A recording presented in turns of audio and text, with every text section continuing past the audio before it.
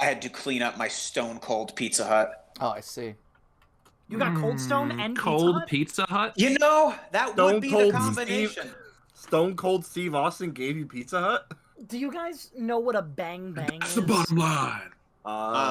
It's when you have sex. It's No. It's So- the hit Skrillex song "Bangarang" is what you're talking about, right? So no, it was from a sitcom that I don't want to mention. But essentially, what you do is you go to a restaurant and you order a shit ton of food, right? And then you you have to eat everything, and then immediately after you go to another restaurant that's different, tonally from them. Hang on, and so then you it's eat another shit ton of food. So it's a pub crawl, but with food instead of drinks. But with only 2 restaurants and as much food as you can. So the art of the Bang Bang is figuring out what 2 combinations go well together. Gotcha. So you're gonna go to a place that sells soul food, and then a place that sells Thai food. I Don't think you had a good time. I'm gonna throw up. I think the one that they did in the actual sitcom was Indian food, and then they went to a diner right after. Yeah. What okay. sitcom is this? Can I guess? Yeah. Okay, Big Bang Theory. It is not the Bing Bong Theory. How I Met Your Mother. No, I can tell you it's neither of those. Okay. Okay. Is it like an Friends. I obscure one? don't want to talk about it because it involves a comedian who is not very great to talk about. Oh, The Cosby Show. You're close, but not quite. Let's see how many Louis? bad things we could. Louis? It was Louis. It was Louis. Oh, okay. I was gonna say Louis, actually. Yeah. Can't believe they gave Kevin Spacey a fucking sitcom. No, they didn't. No, they didn't. Graham. No, That they didn't didn't. happen. That's not real. Yes, The it thing is. is- The thing is that I remember It There's- was called Outer Spacey. there's a Sorry, Mick. Ever since you called me on sniffing, I'm afraid to sniff. I'm sorry. When my nose is running, but I don't want him to hear me sniff. Welcome back to Taylor's cocaine habit. Oh my. This is Ben, Taylor's cocaine habit. Yes, exactly. Oh, is that good? It's fine. We'll get. No, Listen, in our no, DVD, when we make DVDs of these, we'll have a Jordan Lino-rama. What? Yeah. What? What the fuck is a DVD? DVDs? Oh, DVD. I was like, what's a DVD? Yeah. DVD. I'll fucking kill you. All right. Do we want to do this? Well, yeah. No, I don't want to do the Yearlies anymore. I think I'd rather just go 2006. Do it right now. I thought you were gonna say crack. Wildcard pick. Let's go to 1999. Oh, I wish. 2005. What happened? 2005. It is. It is. 2005. I was 9. It was a decent year. We have honorable mentions and things to do. Who would like to go first? Christian, please. I have the most. I'm gonna just lightning round through this. I'm not gonna give much good idea. thoughts. Not gonna give much thoughts myself on everything. But let's just see what we can do here. So, Okay. Club Penguin's already on the bracket. Lego Star Wars is so much fun. It was my introduction to the Star Wars franchise. I don't On know the why they bracket. started. It's on the bracket. You're right. It is on the bracket. I meant to mark that. Mario Kart DS is on the bracket. Mario Party 7 used to be my favorite Mario Party. Then I played it again recently and realized I'm the biggest idiot in the world. How could I possibly ever have this as my favorite Mario Party? It's really, really fine, but it has probably the worst space in any Mario Party game ever, which is the Mike mini game space that leads you to Toadsworth's torture chamber, where he makes you name fruits in a row. Is awful. Or The mic the off. best part is that if you have the mic off, he still goes through the whole cutscene just to Yeah. go, oh, you don't have a microphone, and then there's a whole cutscene about how you need to buy a microphone. It's Fuck truly you, awful. old bean. Webkins. I remembered this later on. And I had to add it into my Really? honorable mentions. Really? I think Webkins is the game that I probably put the most money into. Probably more than $300 to $400 on stupid stuffed animals. I remember, Wait, really? $300 Yeah. to $400? perhaps it's I around. mean, I had a lot of these fucking Yeah. things. I did too. My favorite was the I had bullfrog. two. my favorite was the bullfrog. I brought him into school one day, and in the middle of the school day, his eye popped out. And I cried about it, but then the next day I was like, no. He's a pirate now. And he became a pirate bullfrog. I had like a black bear that I lived in like a bunk bed like in like elementary school, and like one like this didn't end in tragedy, thankfully, but one night like it like fell like on top of a lamp. And like it didn't light on fire at all, but like burned like its like stomach on it. Imagine your house burned down because of a fucking webkin. Yeah. I remember when I got Webkins, I had a I got the tree frog, and that was my first one. And when I was registering for the account and everything, it was like asking me my username, but my kid brain thought that it was asking me the name of my pet, and I was so adamant on naming him Flippy that like I was getting so mad that it was like, what do you mean? I was like, what do you mean Flippy's taken? That's his name. And like then I eventually settled on Flip 1998, and I thought that was the name of my frog. I was so mad, and then like I went to the next screen and it said, now name your frog, and I was like, oh, okay. I had a friend recently like play some of Webkin's, like it's like still up surprisingly. That's like wild. a lot of the features are still there. You don't need to buy like an animal anymore. Yeah, and like that same night that we put that, we also played like one of the like there's like a game like for friends where you're supposed to be like very honest with you, and we all ended up like crying.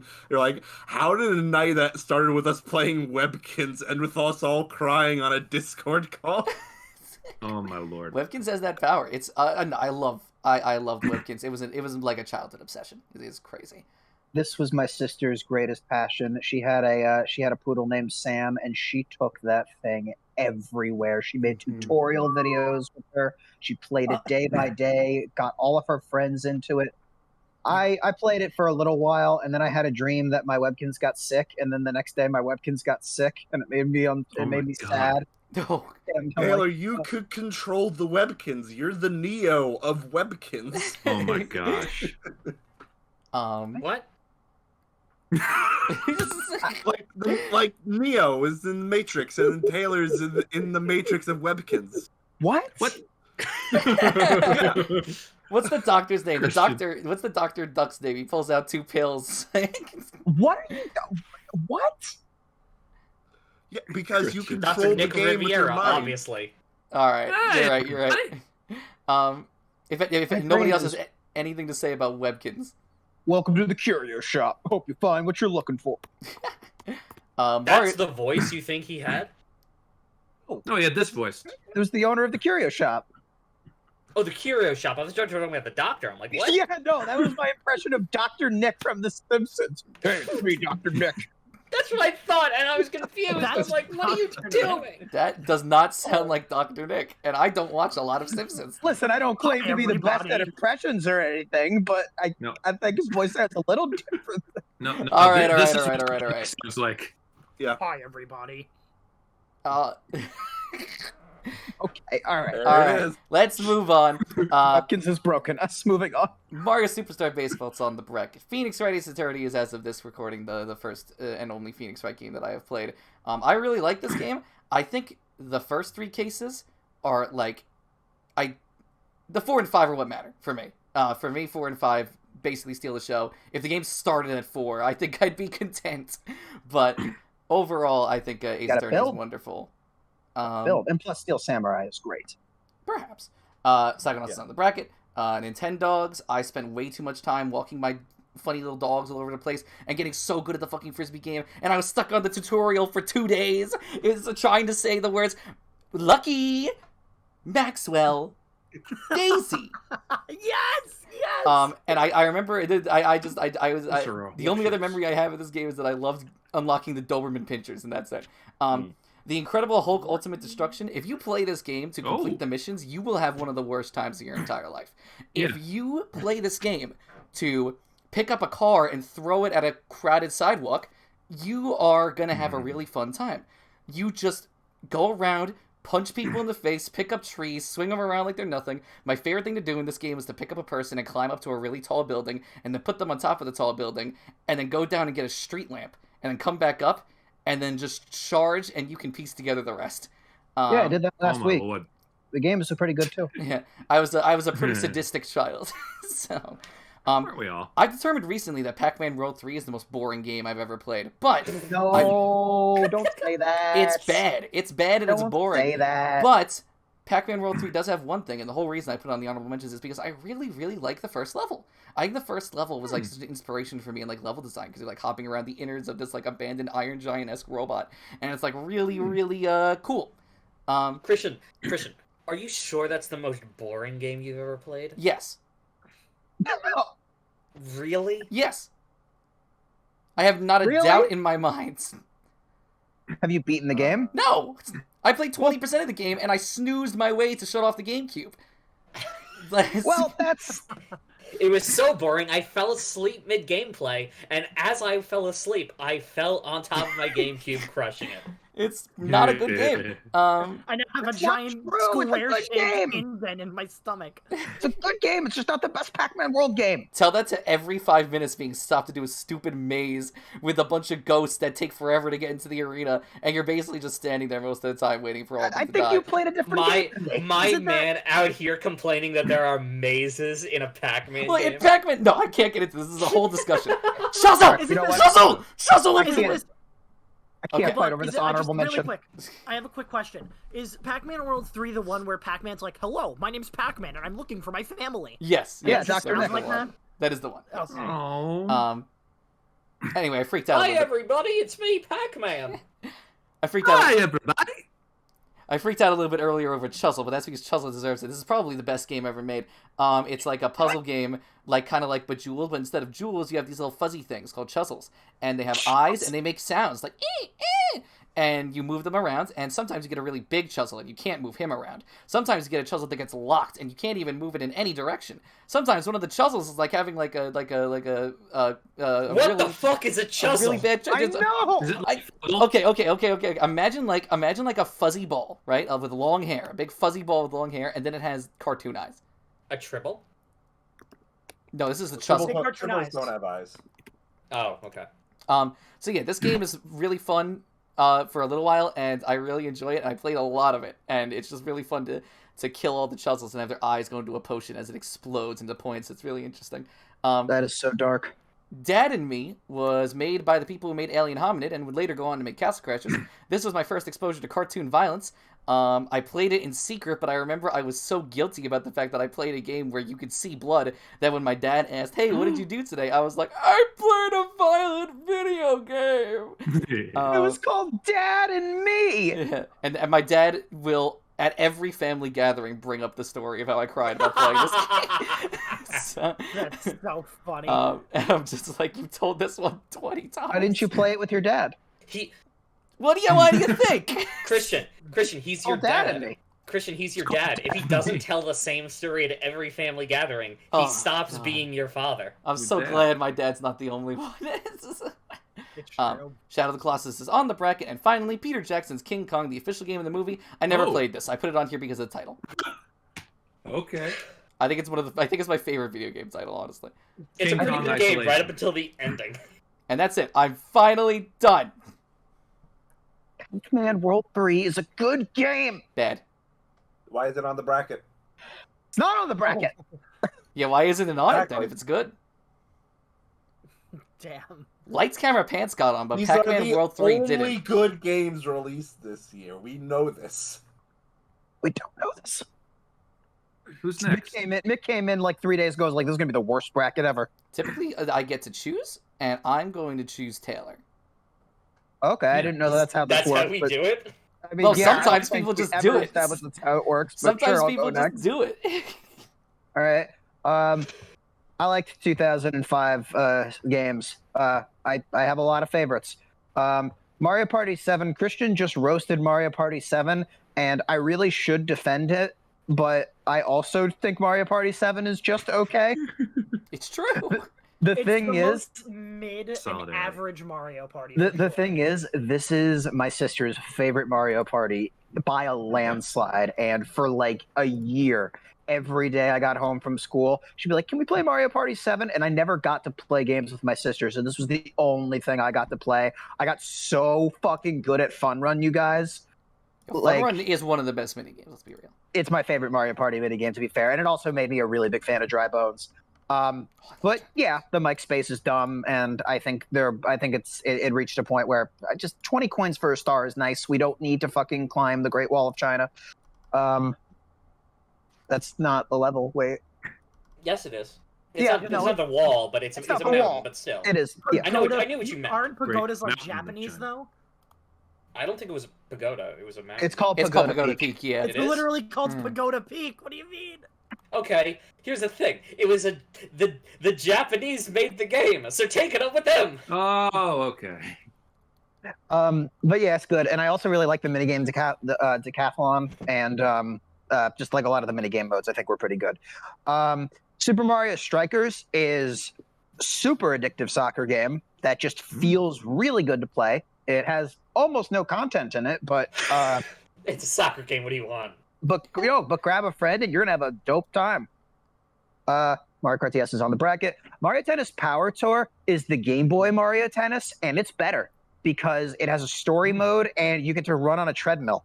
Look, I looked this one up before the Yearlies, and I was fucking floored when I saw how good the reviews were.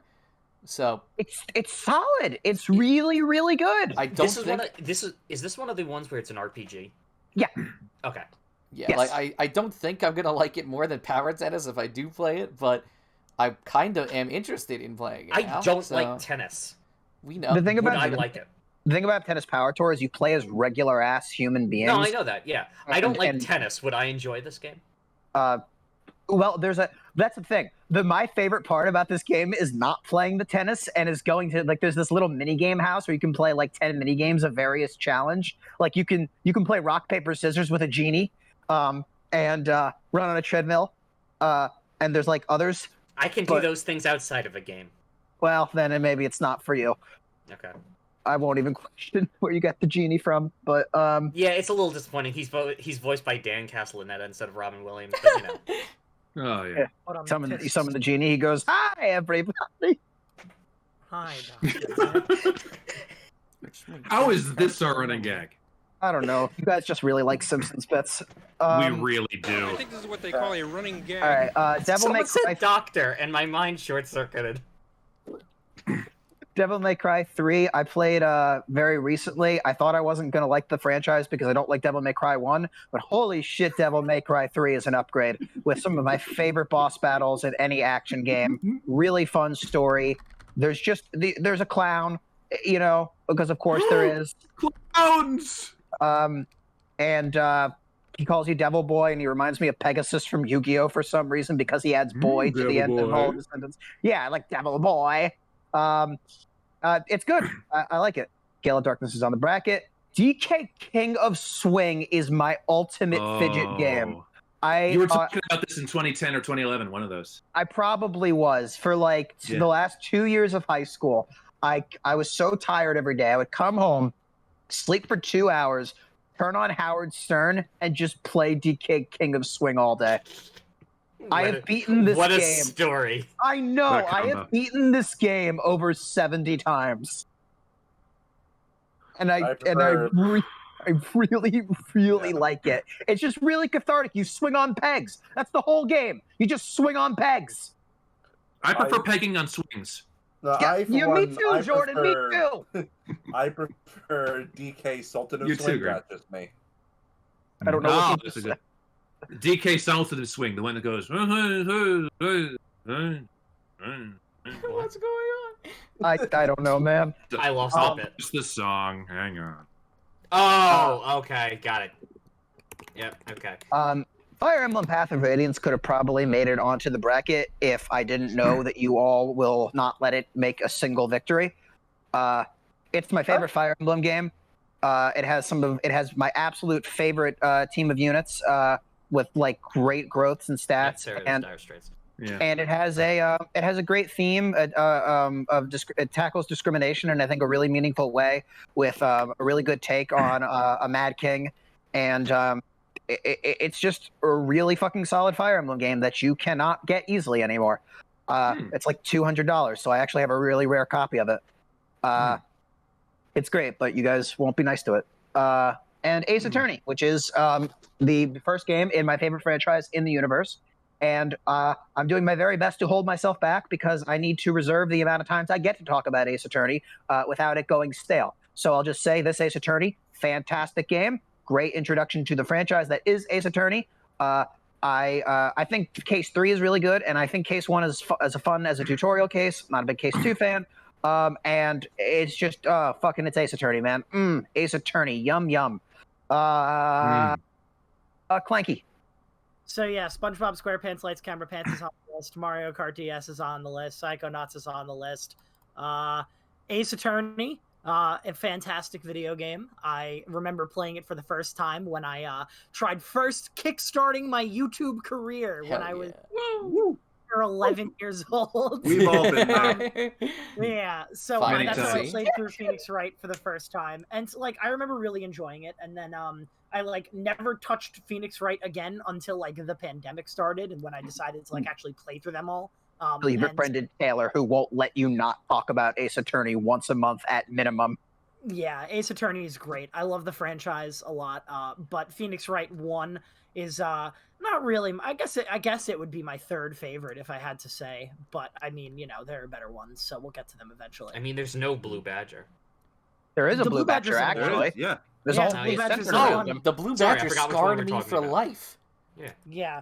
Oh, dude, that Nick, Blue you gotta be Badger. very careful with your Ace Attorney factoids in front of me. Graham, it's all you. All right.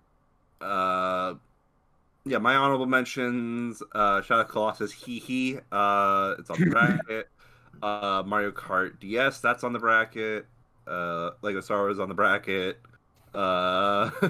Republic Commando is a game that like I've like really Star Wars game I really want to play for a very long time. I have played a bit of it, but I just haven't been able to like fully dive into it. Like various things, it was just always like the timing was just never right.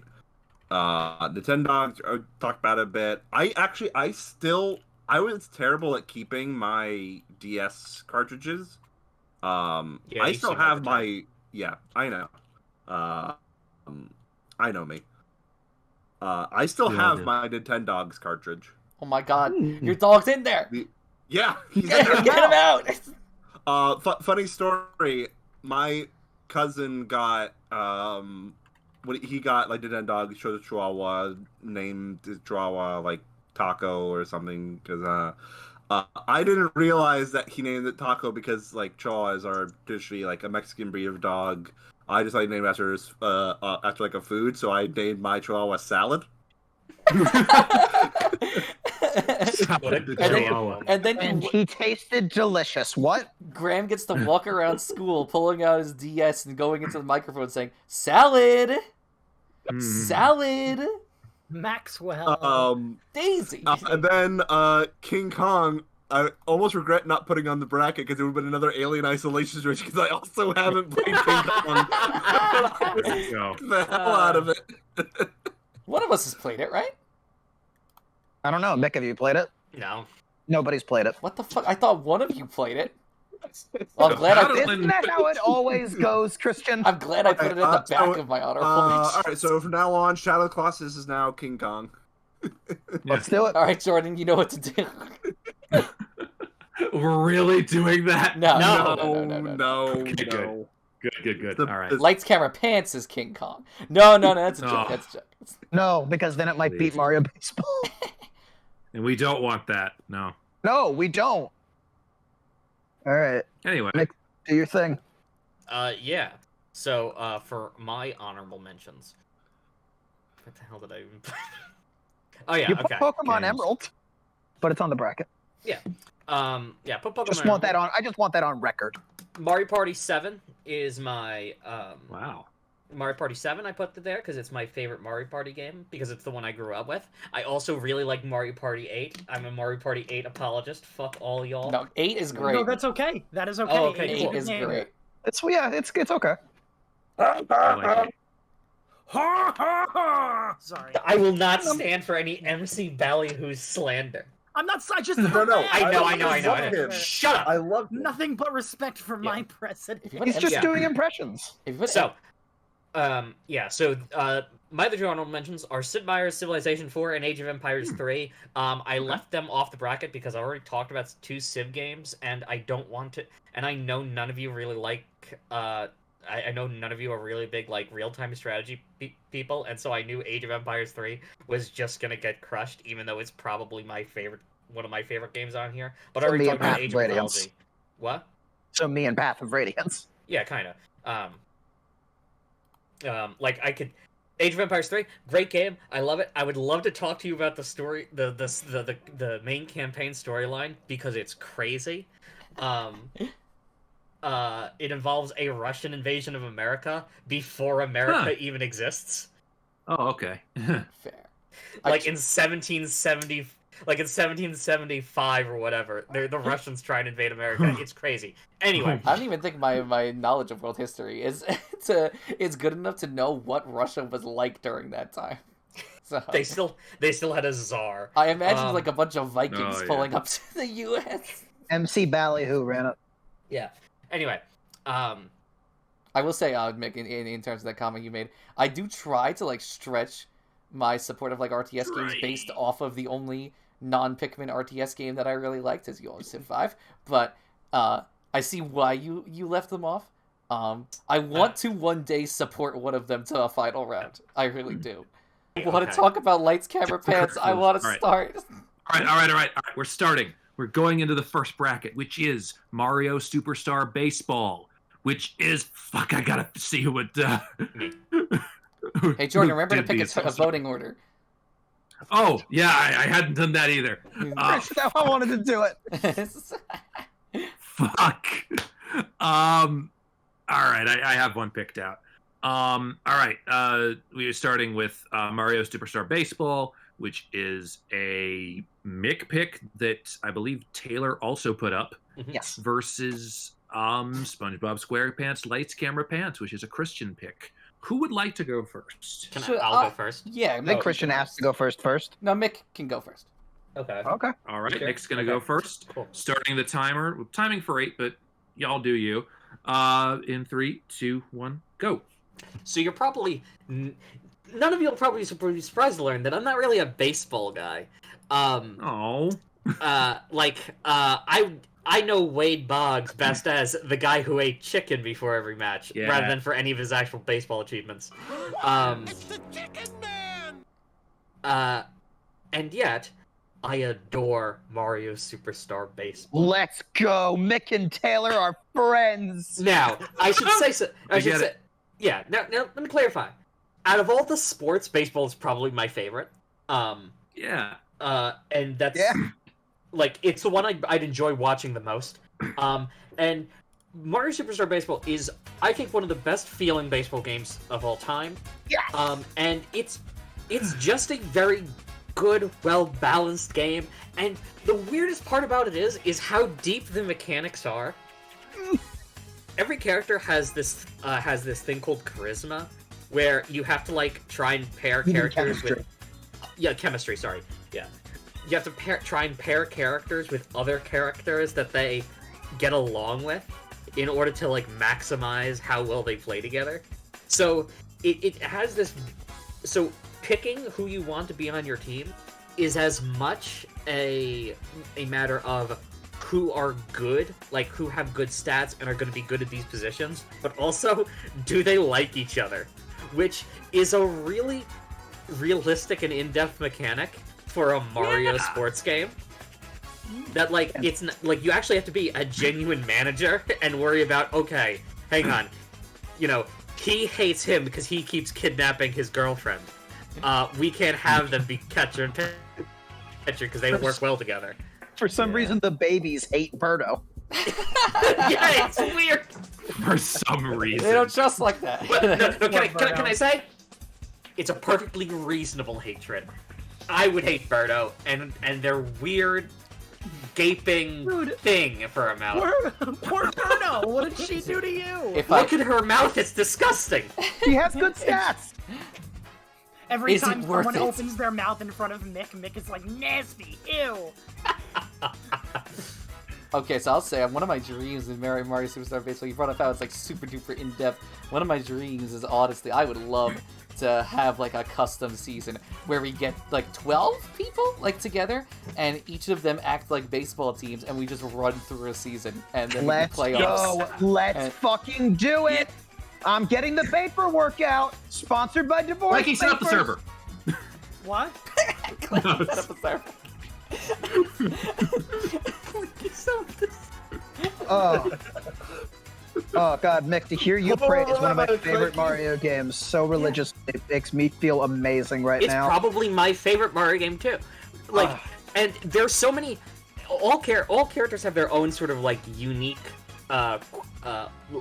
quirks in terms of their batting style, how well they bat, how well they're in the field, and some of them, and like they're all like they make rather logical sense. Most of them, like for instance, Magic Koopa is the best outfielder because he uses magic to catch the ball, and so he has unreasonably long range. He's cheating, basically.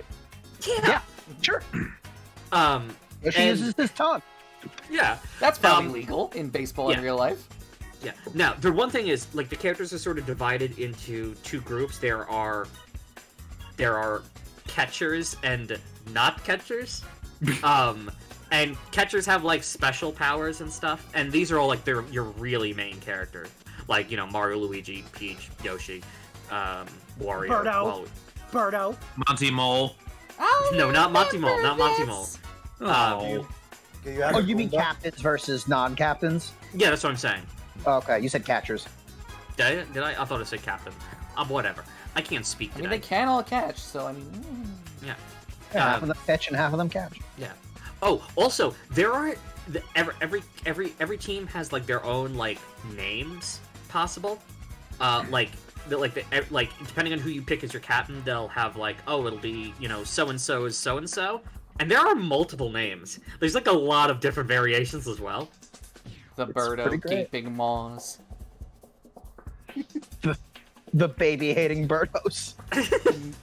The Tampa Bay Devil Rays. Wait, but that one's real. It was for a little bit. One of my other favorite Mr. things Ace. about this game is I love the Pianta, because when he reels back his No. bat, he goes. Oh yeah, we can't not talk about the sound effects. You can skip Pianta. No. All the characters like their voice lines when they start to do their batting thing. Like these lines are ingrained in my memory. When Daisy charges, hey! Oh god. I want to add to it, but I want to make sure Christian gets to talk about Lights, Camera, Pants. Fuck Yeah, yeah, sure, talking about yeah. lights, camera, pants, no matter what you do. No one's gonna stop me from talking about lights, camera, pants. Okay, you know what? I think we talked enough. We've had like 4 minutes. All right, go on. All right. At 6. So everyone, just bear with me for a little bit. Mm-hmm. This is my favorite non-Mario Party minigame collection. Yeah, So, I can agree with that. the whole purpose of this game is that you and 3 other players who are all SpongeBob characters, like, famous SpongeBob characters, SpongeBob's, Patrick, Squidward, Sandy, Plankton in a metal robot suit, and Mr. Krabs, all these guys.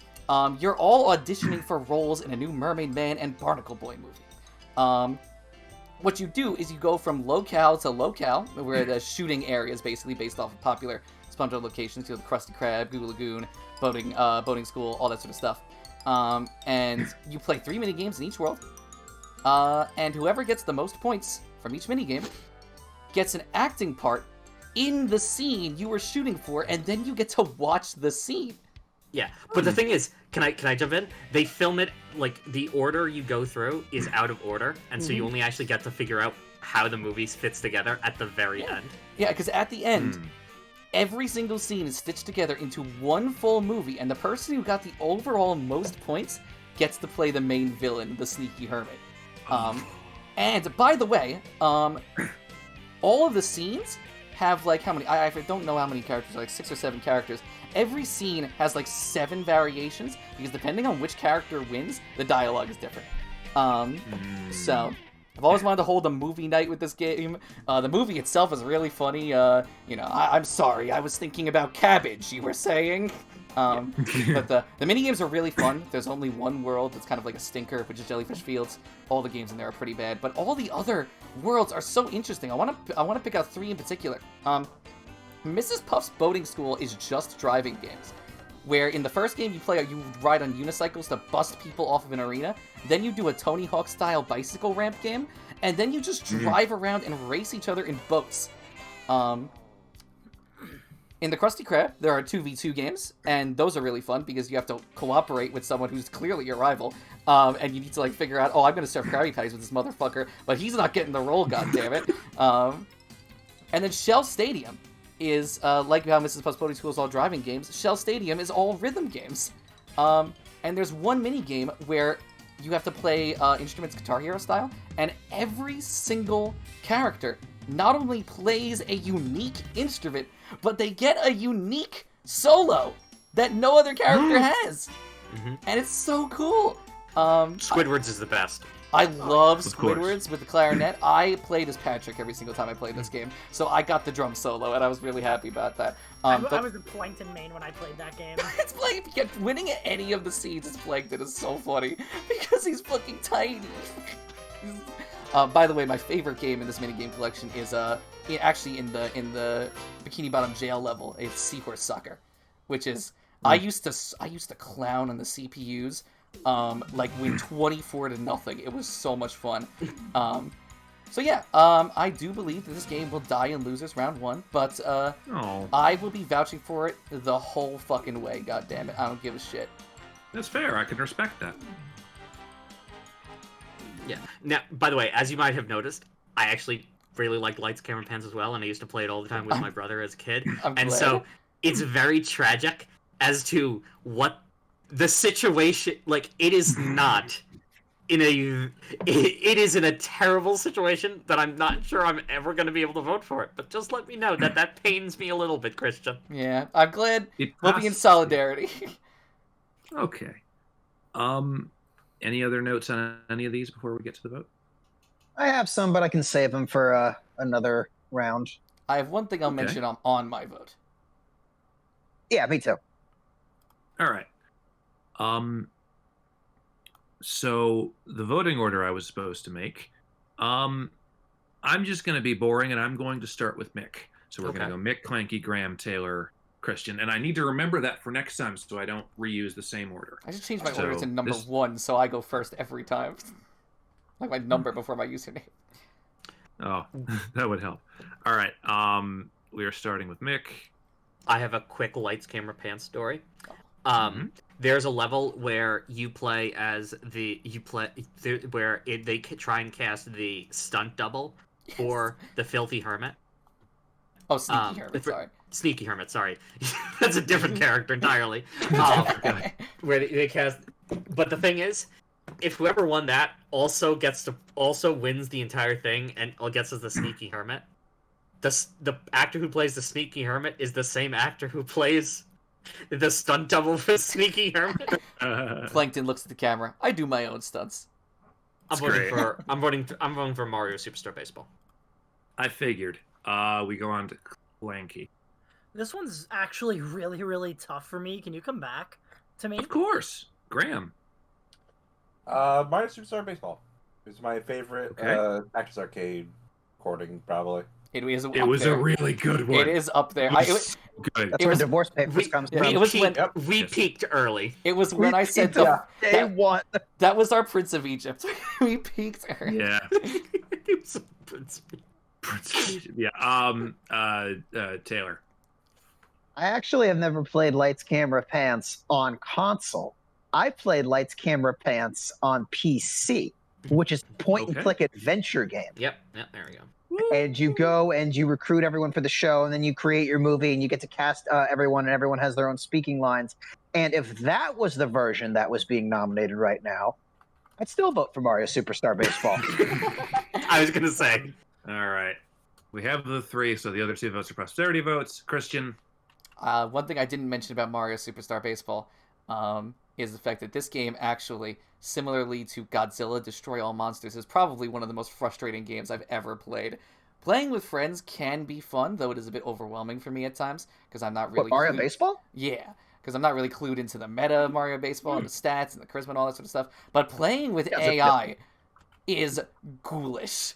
It is so bad. Really? I remember, I think I've tried to pick really. up... For me, it was. For me, it absolutely was. Wait, sorry. Can I say, as in, you think it's hard against the AI? Well, you all know how to fucking play. No. Sorry. I wasn't sure if you meant that it was. I wasn't sure if you meant that it was hard against the AI or stupidly easy against the AI. That's all I wanted to know. Yeah, no, sorry, that came out as aggressive. It's really the AI was really hard. They creamed me every single fucking time. So because there are difficulty options, and I think on easy they're really easy. Well, maybe I didn't set it to easy. I don't know. The point being, Mario Superstar Baseball made me really fucking mad, so much so that after the 10th time coming back to it, I was like, yeah, know what? I maybe just I'll play it with friends. I don't think I'll play this by myself. You just talked about playing it with friends for a tournament. Exactly. Yeah, so I'll play it with friends, not by myself. No matter hell or high water, it's SpongeBob Blades Camera Pants. And Clanky. My vote doesn't matter. I'm more comfortable giving it to SpongeBob. But I also do really love Mario Superstar Baseball, so I'll give it to SpongeBob. Yeah. All right. 3-2. It's a SpongeBob game. There's gonna be high water, but Good point. Moving on. Oh. Okay. So we have. Well, it's been fun, guys. This is an interesting one. A battle of gods. If you know your Yearlies history, this is a very interesting. This is Shadow of the Colossus, for real this time, not the remake, the original, which is a Mick pick versus what did we put there? Yeah, Psychonauts, which is a Taylor pick. Who would like to go first? I'll go first because I'm the biggest Psychonauts fan here. Excuse me. Psychonauts is not supposed to be the game that makes me angry, and yet Graham has already, in one fell swoop. Can I go first, please, Graham? Barely 10 words in, you already look like you want me dead. Yeah. I hope I get my shot into talk about Psychonauts. Go ahead, Taylor. I'll let you talk. Okay, Taylor's gonna start. Right. Starting in 3, 2, 1, go. All right, look. Tried to avoid it. This has to be done. Let's talk about it. Puss is a psychedelic horror game developed and published by Team Coil. It was previously in the demo stage and was released in June 2018. Puss follows a small orange cat as it traverses through various puzzles and 10 levels. If the player accidentally touches the edges of the map, the screen will glitch. If it glitches too far, the cat will lose 1 life and will have to restart. Jacksepticeye played the game and he saw that pack ceased. He thought it looked good. All right. Shadow of the Colossus or Psychonauts. One of those two, please. All right. Okay. Zhao Hao Zhongkuai. Sorry, I had that one ready to go for a week. It was a great joke. Yes. Okay. All right. So, it was 2015, summer of 2015. I had just gone to the Screw Attack Gaming Convention, one of the best weekends of my life, and on my plane ride back, I decided I'm going to stop by my grandparents in North Carolina because this could only make the weekend better. It didn't. But in this really shitty weekend, I had Psychonauts, and I was so unprepared for how much I love this game. All right? It is... I genuinely came to care about this cute, fun story about a bunch of children at Whispering Rock's psychic camp. Psycho camp? I'm sorry. Listen, I'm only one man. Okay. Yeah. So, all right. Immediately, I want to cater to Mick a little because I feel like I'm going to need some help here later.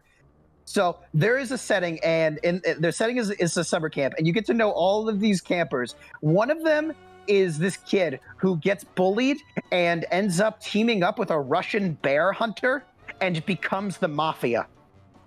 And it's a completely optional series of conversations you just find in the parking lot of this camp. This game is full of shit like that, where all of these, like, there are like 20 campers. One of them is just this kid named Dogen who talks to squirrels, and the squirrels tell him to burn things. And also his head might blow up. We're not sure. That's why he wears tinfoil on his hat. There's so much fucking charm in just the side of this thing. There's this dude named Ford Cruller who has like his mind has been shattered. So in every area of the camp, he takes on a different personality and has a different occupation. You go over here, I'm the chef. You go over here, I'm the park ranger. You go over here, I'm the regular ranger. I don't remember all of the jobs. The fuck is this game? Your entire family, the Aquata family, is cursed with the ability not to swim in water, or a giant tentacle will drag you down. And also, if you want to get help, just slide a piece of bacon by your ear, and an old man, Ford Cruller, will pop out of your ear to offer you advice. The fuck? And that's just the setting. The actual levels of this game involve going into people's brains and sorting out their trauma. And there's so many good ideas. The first one is a fucking military training course called Basic Braining. It's so fucking good. But then later, there's one where you go inside a lungfish's brain, and they're being brainwashed. So you're Godzilla, and all of the while they're delivering subtext about why it's okay to kidnap children. So it's like, oh, this just in, Goggalore is taking over the east side. Kidnapping children is also okay. I am the milkman. My There's milk the- is delicious. My milk is delicious. Yes, that's not even talking about the best one, the Milkman Conspiracy, which is just a series of conspiracy theories with fucking The G-Men by Greg Chun, and he just takes things and he's like, I am on the road crew.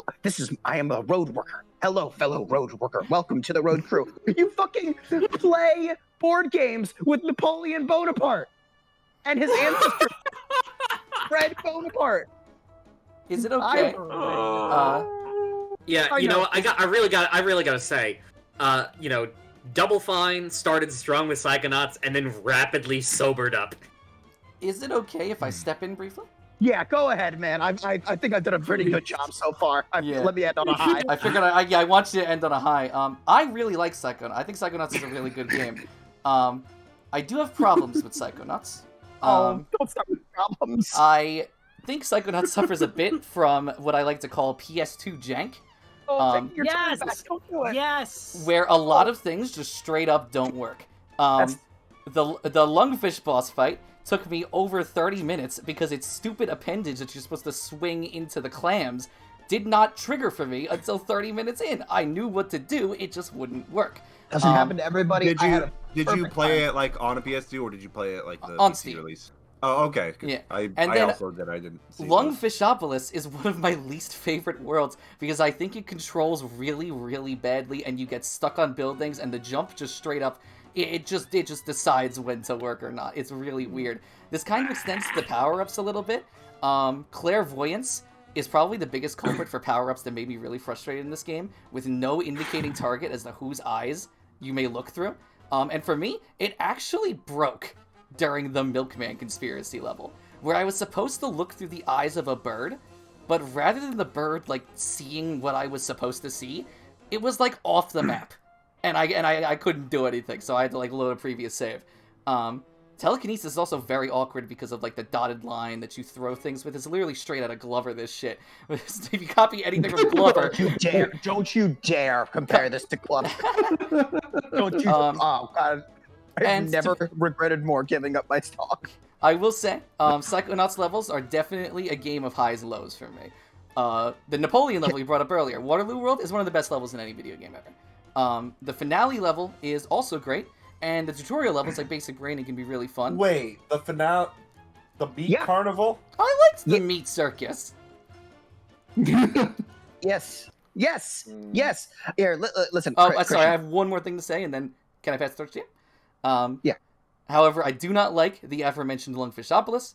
Glorious Theater is a drawn-out, boring puzzle. Black Velvetopia looks really, really cool, but it's kind of frustrating to navigate. And this might be the most controversial thing I'm ever going to say on the Yearlies ever. I am not a fan of the Milkman conspiracy. Well, it didn't work.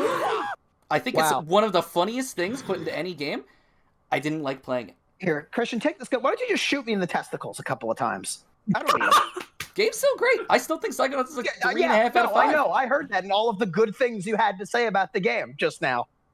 Yeah. I mean, This you said Justin almost all the Taylor good things about the his game. So, testicles, apparently. I had to balance the triple beam balance. It's true. can I talk about Shadow of the Colossus? Yes. Yeah. Please talk about Shadow of the Colossus. Shooting myself in the nuts. Hold up. So, Shadow of the Colossus was remade in 2018. Yeah. You know what? I'm gonna pretend Shadow of the Colossus remake never happened. Although Yeah. one guy commented in Of our video saying actually there are several differences in the remake and the original. Did he? I wonder what he's Yeah. going to think about this one. I don't care. All right. So, let's go. Cracks knuckles. So, Shadow of the Colossus is a game in which you play as a guy who is trying to revive a girl. There is I don't remember their names. Wander is the guy. His name is Wanda. Wander. Oh, point being, you're playing as a guy who's trying to resurrect who's trying to revive this girl from the dead. In order to do so, he needs to locate and destroy 16 colossi, giant beings that are scattered across this land, and he has to track them down and kill them. In order to get there, you have a horse that you ride, and riding the horse is amazing. It's so much fun to do, and it's such a realistic animated horse for a PS2 game. I think his name is Argo. Argo. Okay, yeah. Oh. Anyway, It's aggro. what? It's aggro. I'm dyslexic. It's pretty angry. I think Argo was Argo the horse with never ending story?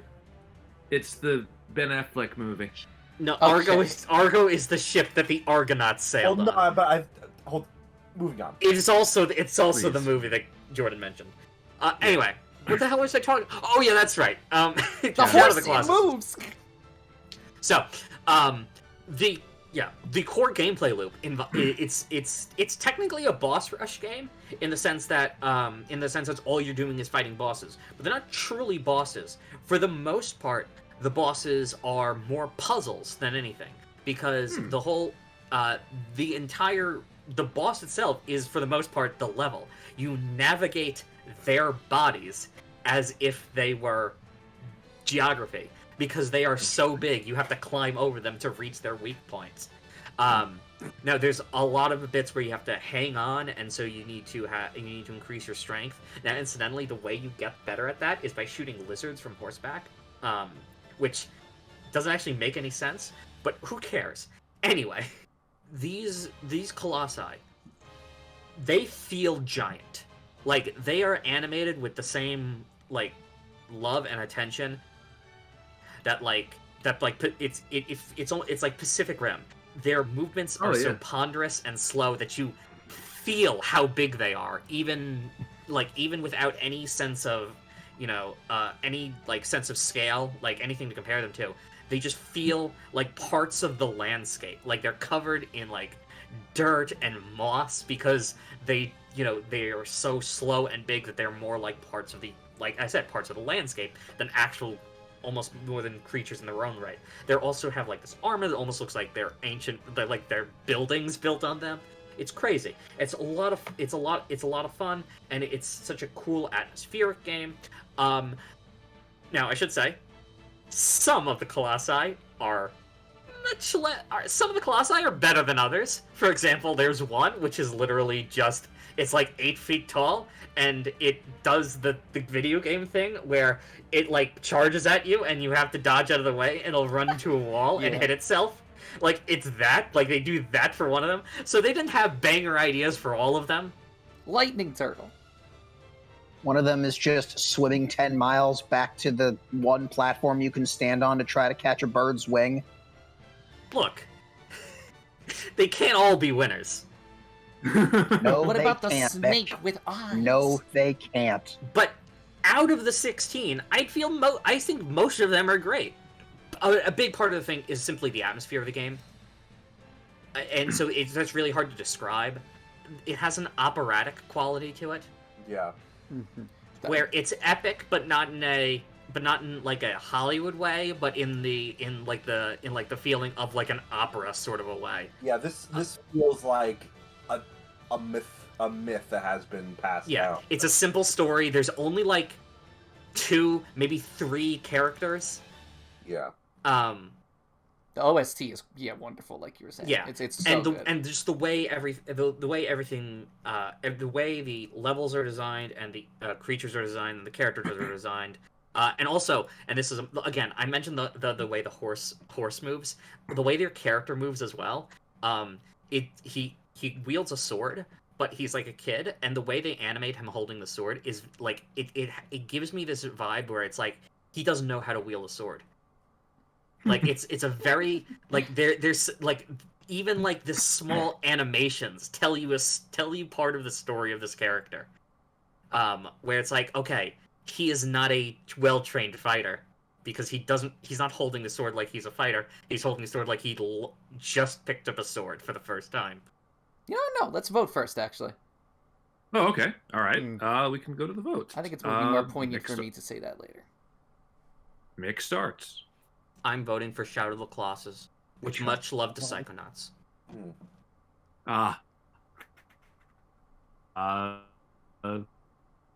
Clanky.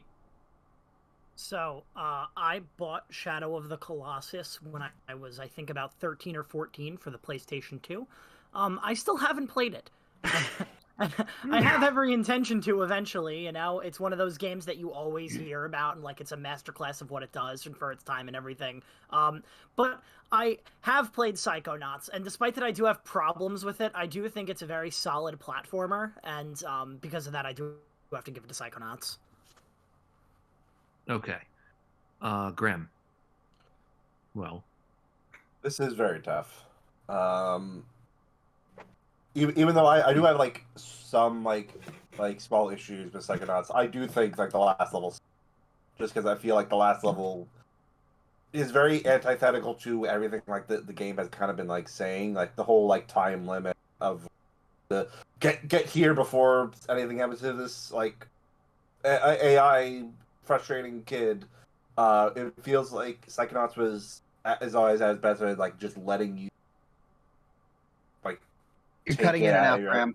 No, I'm not. Graham, you're not the only one who feels this way too. I know a lot of people on the internet. No. I feel. I feel like Psychonauts is at its best when it's letting you experiment, take things at your own pace, and that kind of thing. I think the last level kind of just it kind of falls flat. It is on that. one part of that level, and it is not even like 25%. It took me much longer, and also like the part where you're being chased by like the giant 2-head thing. I found a lot of jank with that I didn't enjoy. But even with that, like it's not like a slam dunk for Shadow Colossus because I love both of these things, but they both create such separate emotions, and like to say to say like like one is like obviously I feel like it does an injustice to the other because they both elicit emotions that I think everyone needs. Like Psychonauts inspires joy, Shadow Colossus inspires like somberness and reflection, and like so. Yeah, it's a bit like asking, "Hey, what's your what do you think? What's your favorite movie? Is it is Schindler's List or Superbad?" That's what I was gonna say that. Yeah. Superbad's actually pretty awesome. I was gonna say something like that, but I got cold feet about mentioning Schindler's List. Yeah. So this answer could probably change like on a daily basis, but at the end of the day, I have to give it to Shadow Colossus. Ooh, sadness over joy. That's a very anti-Graham. Wow. Well, there's Don't sadness, don't hurt him like that. Called out on his character arc. Yeah. Taylor. I had to try. Quote a great man. Sometimes you want to be sad. To quote a great man. Taylor, I tried to like Shadow of the Colossus. I really, really tried. I just played that's a this good game. impression. I tried this game a couple of months ago, and I could only make it halfway. I'm sorry. I wanted so badly to love this game. I really did. Mick, when you said the horse controls were good, that was the meanest thing you've ever said to me. What are you talking about? The horse control's great. It's like riding a real horse. They're the worst horse controls in any video game I've ever played. Taylor, have you ever ridden a horse? No, and I don't care. Well, I assure you, it feels just like the real thing. This is gonna go south. Not a good thing. I'm sorry, so many of the bosses. Take away the Mick and Taylor being friends. I can't. Mick and Taylor are foes. I just Can you so give many like of the the two bosses. frogs? I had to use a guide so frogs, many like, angry times. eyebrows? How do you use a boss? The bosses are basically just like Zelda dungeons turned into creatures. What are you talking about? It's the same exact type of shit you find in a Zelda dungeon. Just put on a boss. They talked about the lizards. I can never pick up the lizards because they always fall into the floor. You don't pick up the lizards. You shoot them with a bow and arrow. You have to pick them up to actually collect them. Wait, Taylor. what? Taylor. I love you, but who are you voting for? You know who Oh, I'm voting. you need to ask. I know, but I wanted you to say it on record or else we would have been arguing for another vote 3 for minutes. Psychonauts. Yes, and Christian. Christian, please. Mick, you there? Yes, I'm here. Can I just say, Christian? I have no problem for Shadow of the Colossus being beaten by Psychonauts. Because I know, as long as you can promise me that in Losers, Lights, Camera, Pants isn't going to beat it. But Mick, I don't think you have to worry about that today. Oh, okay. You know something? I knew as soon as he said Mick, he was going to do this. I knew it. I knew that was immediately. I was the one who had to be scared and sad. I knew it. I was ready. With much love and respect to Psychonauts, I'm voting for Shadow of the Colossus because I am a bit more interested in this game. With all of the love and respect you gave to Psychonauts in your pitch. All the nice things. You said everything I was going to say nice. Every nice thing I was going to say, you already said it. Holy crap. All right. 3-2 Shadow of the Colossus. It's okay, Taylor. It's okay. There are other games. I'm just exhaling. These are just the sounds I make when I exhale on a regular basis. It's probably one of the most difficult rounds out of the way, I'd imagine. Yeah. Yeah. Next round.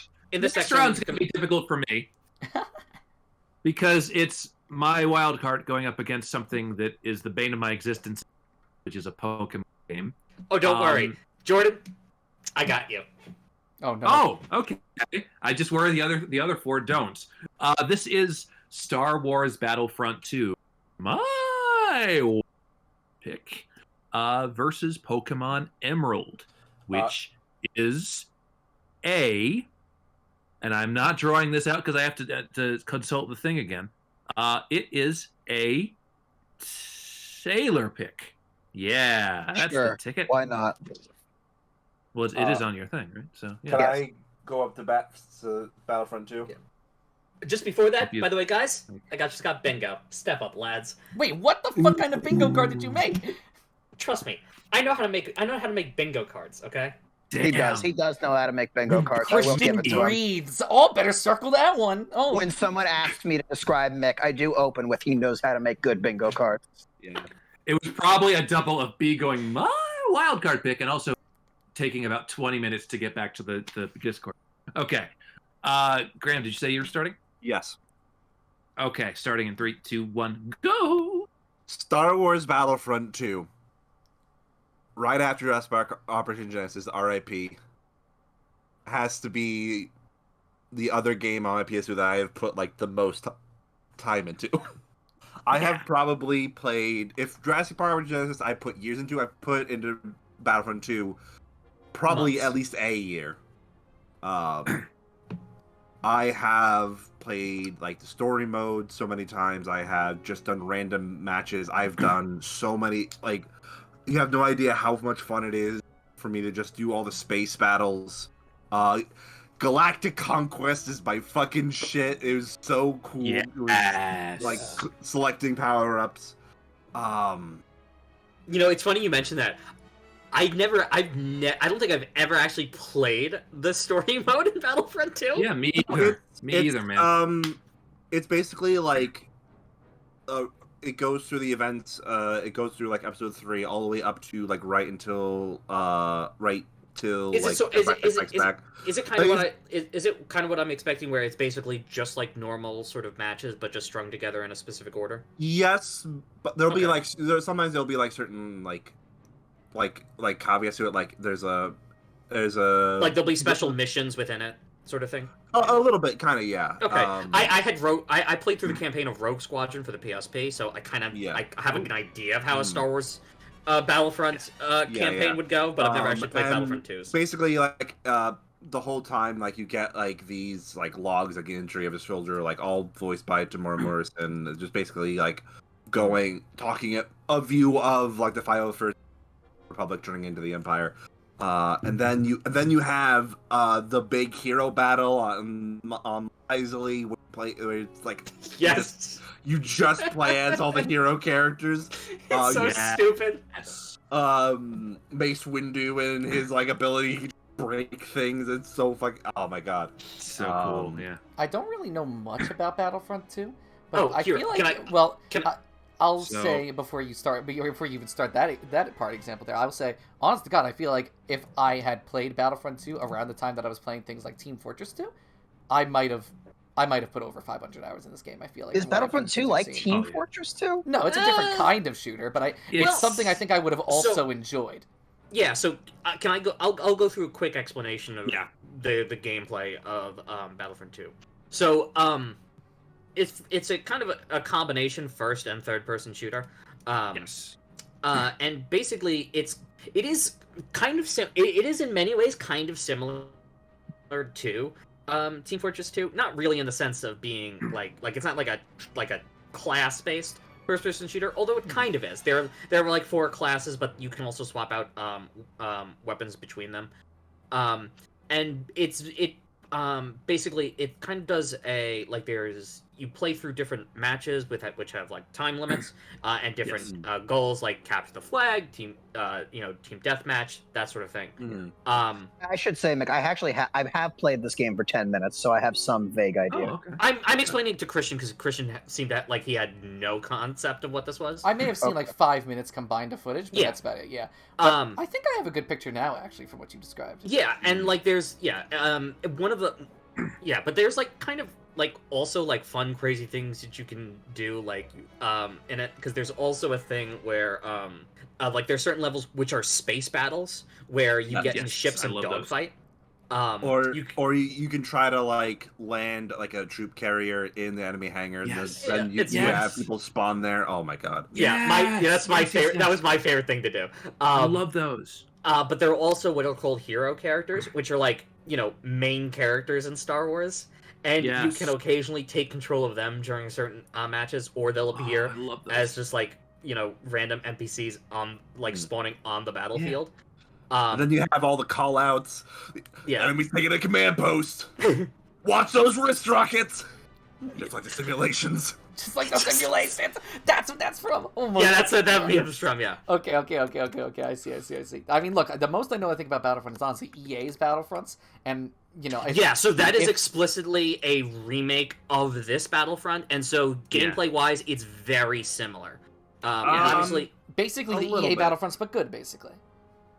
Yeah, exactly. Yeah. That distinction is probably it's important. more. I'll say the Battlefronts play more like Battlefield rather more than this game. Like for example, like yeah. Like I think that I understand that. Yeah, it's a little bit like that. Yeah. May I start off on a bit about Pokemon Emerald? Well, I mean, you can go if you want. I figured out how to talk about Pokemon Emerald and still keep it fresh. I have okay. My thing that is a very involves short not- anecdote. Okay. Yeah. So Pokemon Emerald, I've been playing a lot of Pokemon Emerald recently. And Oh yeah, we all have technically. Yeah. That's right. And I've been realizing, holy shit, Pokemon Emerald, and maybe in some ways Ruby, Sapphire, and Emerald, are some of the most refined Pokemon games I've ever played. Like, Gen 5 does a lot of really cool, unique, super interesting things.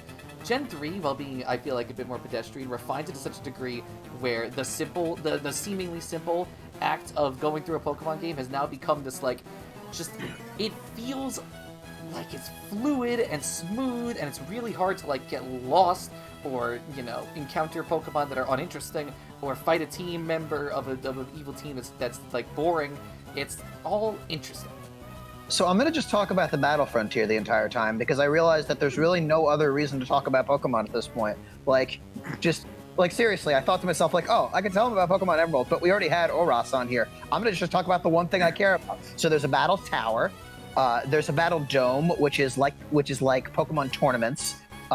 You go to the Battle Factory. You can rent out different Pokemon, so you constantly get this awesome custom team each time, and you're like, oh shit, am I gonna get the Armaldo or am I gonna get the Blastoise? And like all 300, yeah, and I think all 386 Pokemon are accounted for. There's the Battle Pyramid, which is like it becomes a dungeon crawler, and you have like a limited inventory and space. There's the Battle Arena where you get judged based on how fast you take out the Pokemon. That one's great. There's the Battle Pike, which is you just go through a series of doors, and it's like fish. You might get poisoned or you might get healed, and it's a giant Viper. And then there's the Battle Palace, which sucks. And I played that one. I played the Battle Frontier for hours and hours. And it's the greatest thing ever, and it is literally the only reason why Pokemon Emerald is my favorite Pokemon game. And it's fine. That's enough. You guys have heard me say Battle Frontier so many fucking times, and you don't want to hear me talk about Pokemon much longer. So, Battle Frontier. Yes, Battle Frontier. I played a little bit of Battlefront II because this one time at private school, this kid came up to me. He's like, "Hey, if I give you all of these PSP games, will you come to my bar mitzvah?" And yeah, so I just had a copy. He just gave me Snoopy and the Red Baron, and also Battlefront 2. And I played it on a bus ride home, and I couldn't figure out how the fuck to play it. And if it was a PSP, then one's Battlefront 2 was probably. I think there's a PS. I think it was Battlefront 2. I think there's a PSP port of it. Of Battlefront 2, I'm not sure. I know Rogue Squadron is basically that, but for PS. Battlefront 2 PSP. It exists. And maybe one of those radically different versions. For mobile. It's possible. I don't know about that, because Rogue Squadron was basically exactly the same. And I just pulled it up. No, this is basically Star Wars Battlefront 2 for the PSP is basically the same as the game. I mean, the graphics have been shot to hell, but that's pretty much exactly what you would expect. Yeah, but listen, you put Taylor in a game in a genre he's not that into, in a franchise he's not that big into. You can do the math, and that's all I have to say. Well, yeah, it's funny because like I've talked about this at length about how I had a PlayStation upbringing and I have a Nintendo because I had friends that are Nintendo, but the most that I played Battlefront 2 on was an Xbox because another friend of mine, I would always go to his house in like 6th and 7th grade, we'd be playing Battlefront 2 and we do all the different the different modes and things where we pilot battleships and take over other cruisers, or we'd play as different named Star Wars characters. And I sunk a lot of hours into this game, and I have an appreciation for it. This is the closest I was to being like a shooter gamer, I was steps away from enjoying Halo. That's how we were so close to making Jordan a real gamer. Yeah, it was so close. So close to greatness. If it actually had like a gaming system like an Xbox or something like that in my house, I would have picked up on it. Or if I had if I wanted to really explore gaming rather than just movies. Yeah, it makes me so sad that the console version that you can buy through Steam, you can't set up controller support. Because I've tried playing Battlefront 2 with a mouse and keyboard, it doesn't hit the same. Really? Because I prefer with the mouse and keyboard personally, but that's kind of how I like to play FPSs in general, so maybe that's just yeah. Yeah, but anyway, Battlefront 2 is awesome, and yeah. Any other comments about either of these games? Clanky, you got anything? I mean, I do, but we've talked a lot, so it's okay. Okay. We're gonna go to the vote, starting with Mick. I'm voting for Battlefront 2. Hell yeah. Emerald is his favorite Pokemon game, you guys. Yeah, but Battlefront 2 has most Holy Ice crap. League. Mm-hmm. Yes, it does. It has jizz music. It has jizz music. You know, Jizz music. part of me forgot for a brief moment. And I was like, hold on. Well, I'll pick up the song again later. Yeah. Clanky. This is really tough. Why are all these hard? Why couldn't, like, fucking Pokemon Emeralds go against, like, fucking Donkey Kong Jungle Beat or something? You watch your fucking mouth. Ooh. We'll talk about Jungle Beat in a bit. I'm regretfully giving it to Emerald. But Okay. know that if, like, you asked me 15 seconds ago, I might have given it to Battlefront 2. Okay. My pitch probably sunk it for you. No, it's not that. I It's know, like I in know, 15 I know. more seconds, I might give it to Battlefront again, you know? Okay, let's wait 15 more seconds. Yeah, please. All right. We don't have the time, unfortunately. Oh, yeah. Graham. I know there are better Pokemon games out there because they don't have the Battlefront tier. So I'm voting for Star Wars Battlefront 2. Yeah. Taylor. I'm voting for Battlefront tier. Pokemon Emerald. Okay. Yeah, Pokemon Emerald. Christian.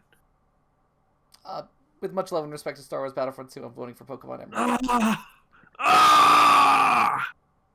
Oh, god damn it, Christian. You know what the worst part is, Yeah, Jordan? everyone blame 15 me. seconds have passed.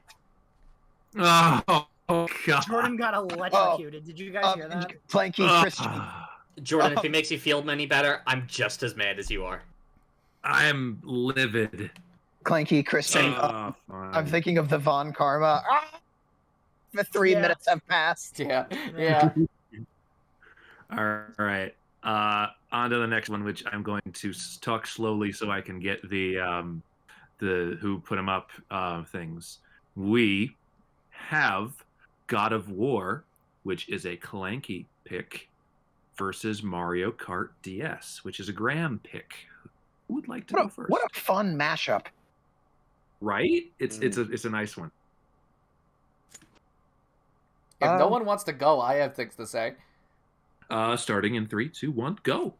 Mario Kart DS, before Mario Kart 8 Deluxe came out, Mario Kart DS was my favorite Mario Kart game. And I just want to point out 2 things that exist in Mario Kart DS that don't exist anywhere else that are very, very important to talk about when discussing this game. 1, in Mario Is this Kart... the one with the B? No, that's Mario Kart that's 7. the 3DS. Wait, is this the one with the Wiggler? Technically, I'll get to that. Not as He's a a boss driver. fight. Yeah. Oh, With okay. Mario Kart DS, you have basically 3 unique cars for each character. So Luigi doesn't just drive around in a standard car. You could get the Poltergust 3000, and Luigi's driving around in the Poltergust. While Luigi's driving around in this fucking what's the scooper thing called? The scooper construction Tonka thing. The Scooper Banooper. Yeah, exactly. And you have all the dry bones drives in a tank. If you beat the game, all the cups in mirror mode, every car is available for every character. So let's say you want to play as Rob the fucking robot, but you want to use Luigi's fucking steamroller car. You can do that, and you can push all the stupid idiots off the side of the road because your car is so heavy. And then you spin around because you're Rob the robot. It's the best thing ever. No other game does it like this, and it's really frustrating. I loved unique cars. Secondly is... wait, I'm sorry, just to ask a question. Other games have unique carts, right? Well, they're not based off of characters, and Double Dash is based off of weight class. So What about Mario Kart 7? No, that's customizable cars. Okay. And Let's gotta be honest, actually. The most disappointing thing that you said is the fact that you can unlock every car for every person. don't you want to drive Yeah. everyone in the forklift? Whatever. Okay. Now I'm going to talk about the other thing that'll definitely sell you. That's the mission mode. Sure. Because this game has a mission mode, and you do missions, and you fight bosses. You fight the bully and Chief Chili from Mario 64, and you race a Wiggler and Goom Boss, and you fucking drive backwards on Bowser's Castle, collect coins in Mario Circuit. You do a whole bunch of super cool shit, and the fact that this mode has not come back is a fucking travesty. And Rob the Robot's really cool, and Airship Fortress is my favorite Mario Kart stage. one of my favorite parts of Mario Kart DS is like Christian. Well, I say favorite, but it's weird. Is like because like every character can have every cart. You can get these weird combinations where you're playing as Bowser in the Egg 1, and like it very clearly wasn't modeled for him. So like it's just like his little like legs are like scrunched up inside the vehicle while the rest of his body is out of it. Why he's growling? He's in pain. He looks like he's a genie sticking out of a genie lamp. Yeah, Mario Kart DS is definitely one of the better Mario Karts for sure. It has some of the best course design. It was the first Mario Kart to introduce the returning courses, which was really, really cool. It also introduced Shy Guy as a character, as like a DS download play thing, and like you could only play him as DS download, which like, is kind of stupid in hindsight, but also like it is really cool that like you get like the people who don't own the game like get this generic character, quote unquote generic character that no one else can play as. Like I think that was unique. Wow. Yeah, my only 2 notes from Mario Kart DS was it was the first Mario Kart with 32 tracks, and I think that should be the minimum for any Mario Kart. And I think they should bring back mission mode because it's such a great idea. And like having missions and reasonable boss fights. Well, in hindsight, I think that having boss fights in kart racers does not always work out that great. See Diddy Kong Racing for notes. Just about to say, yeah. But I do remember them being enjoyable in Mario Kart DS, and I would like to see that concept come back. Sorry, one more thing I want to bring up. Online play. First Mario Kart with online play. Good point. Oh, and TikTok Clock is my favorite course in that one. And Waluigi Pitfalls in DS too. Yeah, but they just brought it to Mario Kart 8. Whatever. Oh yeah, yeah. Let's go to DS too. Okay, yes, Mick, it's not Double Dash. We get it. No, sorry, I was legitimately yawning. Sure you were. Mick, I was! Sorry, I'm not interesting enough for you. You're really good at yawning in such a way that it sounds intentional. I was legitimately yawning. I was actually. I knew immediately it was genuine, but I just felt like the timing was too perfect. But it would be really funny if Mick turned on his camera and put his hand up to his mouth and. I'm gonna play in Lee Max Snog, here. me. Snog, me. So God of War's pretty good. Yeah. Did this game come out in 2018? Should I talk? Yeah. Please. Okay.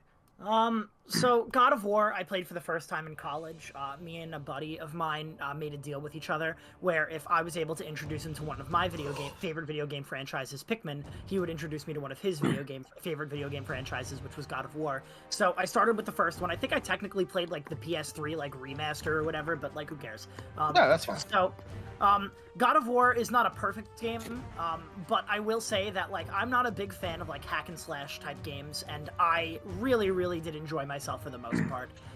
The combat's very fun. I think the 2 like knife chain things that he has are really, really fun to use, and like the Blades of Chaos. Yeah. And the shit you can do with them is a lot of fun. I remember the boss fights really, really being engaging. The final boss fight, I guess, spoiler alert. Does anyone care about spoilers for the first God of War? Can I just say, you know what, don't say anything in case anyone does care, because God of War 1 actually has a good story, unlike 2 and 3. Yeah, I agree with Mick. It is one of the better God of War stories, because it's like at a point where you don't know where the franchise is going, so you can actually empathize with what they're doing. Yeah, well, it's also like, Kratos is, before the reboot, he's like an actual character with understandable emotions. In 1, unlike 2 and 3. Yeah, I mean, he's definitely. I've never played 2 or 3, to be totally fair, but they're good gameplay-wise. I believe it. I don't know if I'll ever get to them, but you know, well, maybe someday. Anyway, but yeah, so like, I do agree that the story, you do feel very empathetic for Kratos, which is crazy, because I always just thought he was some mean dick asshole, and like that was his whole thing. That's him in 2 and 3. Yeah. No, which that's is what fair. they call him. They call me Mean Dick Kratos. Yeah. Because I go out and I fuck. it's not the perfect game because like I remember like the climbing and shit. Like whenever I had to swing on a vine or like climb something, I would fucking be so mad because it just doesn't. It was not intuitive in my opinion. It's very sloppily done. It reeks of PS2 jank, as Christian was saying before. And like besides like that one little thing, I've heard that gets better in the sequels. But yeah, it like, and I wouldn't bring it up if it didn't happen like in every fucking level, like almost all the time. If it was like a couple of sections, it would be like whatever, but I feel like it happens too much. The funny thing is, Clanky, I didn't even remember you could swing on things. Yeah, I mean, I could be wrong. I just remember like climbing sucked and anything involving climbing sucked, so it has been a little bit since I played it, to be fair. But that's really it. In hindsight, I'm kind of realizing I might not even be voting for God of War, so that's crazy. Oh my. Yeah, I think it's a great hack and slash. Definitely one of the better stories in the franchise.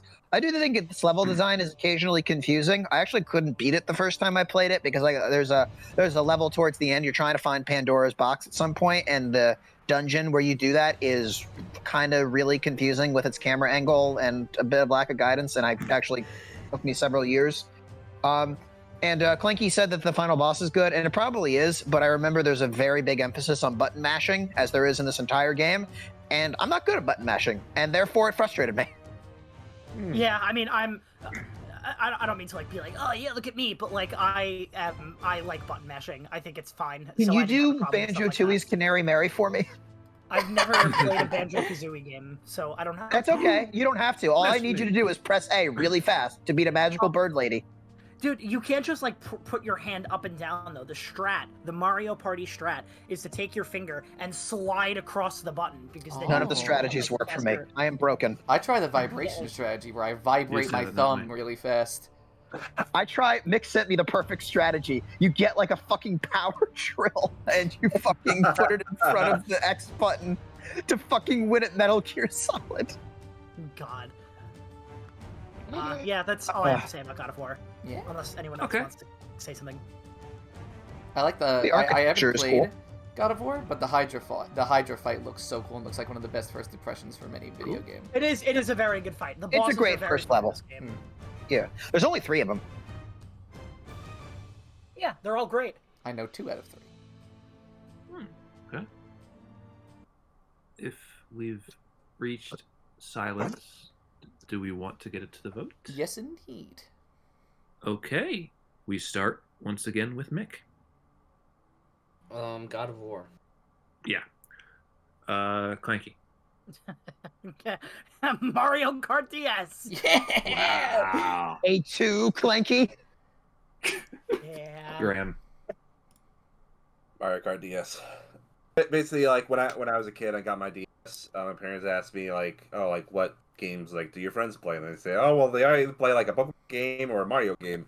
So my parents took me to the store, and that's where I got Pokemon Diamond and Mario Kart DS. What a Hell yeah. fucking lineup. Christian, you go first. I've always been very interested in classic God of War. I could actually probably tell you the majority of the boss fights in God of War 3 because I just really like the concepts in that game. But Mario Kart DS was my muse for at least half my life, so I'm going with Mario Kart DS. He's my muse, my flame. And we're back to you.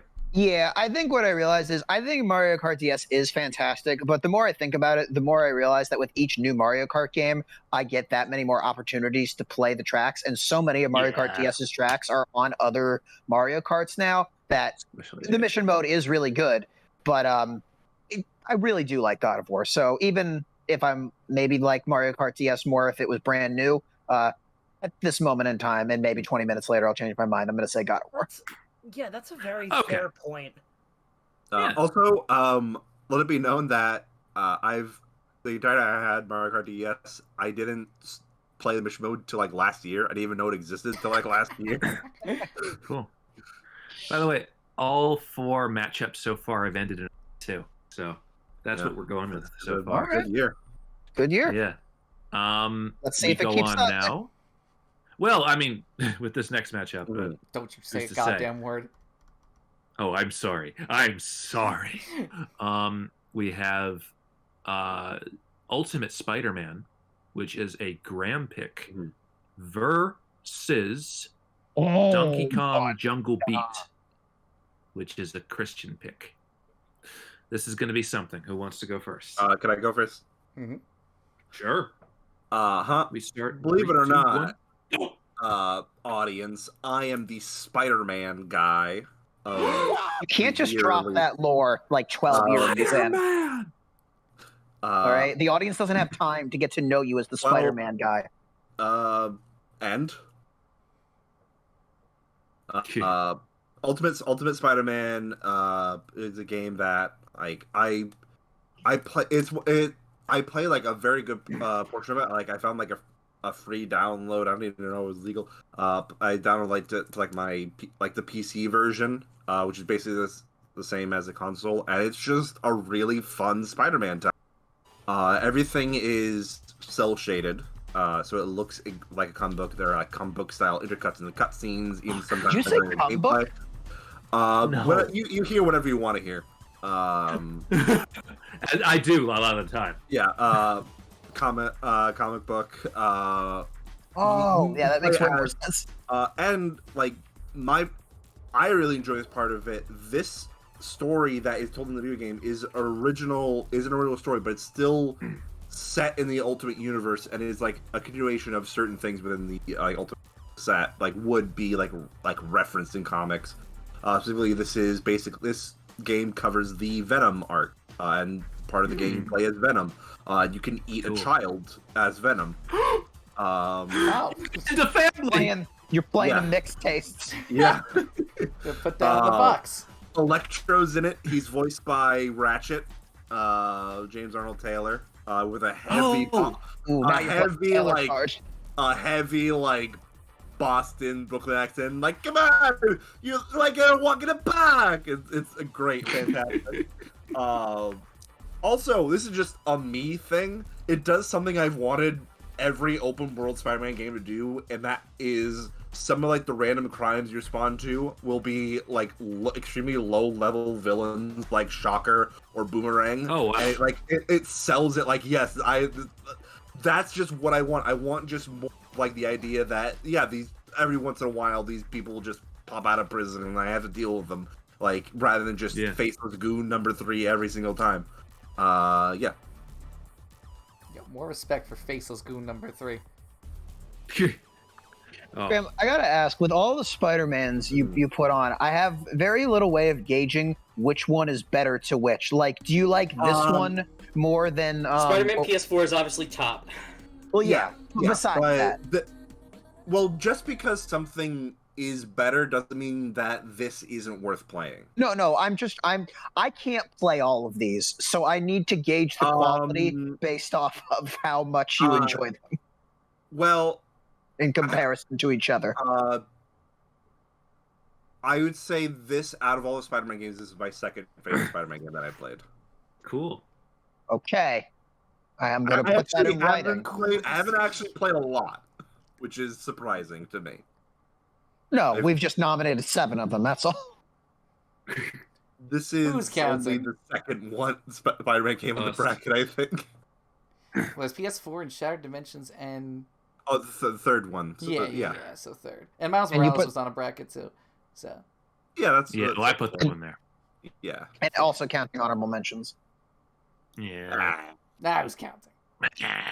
I do gotta say, Spider-Man. I saw a little bit of this Ultimate Spider-Man, and honestly, it looks really good. Like, the art style looks really, really cool. I love the cell shading on it. It's really neat. Yeah. Cool. You also fight, like, Wolverine as Venom. He's voiced by Keith Scarabacchia, when I butchered that name. But he's, like a deep, raspy voice. He's in The Dark Knight.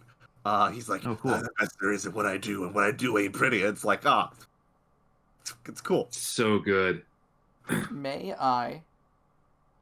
Christian, in the same vein as you skimmed Emerald, can I skim Donkey Kong and then you can build on all of the things?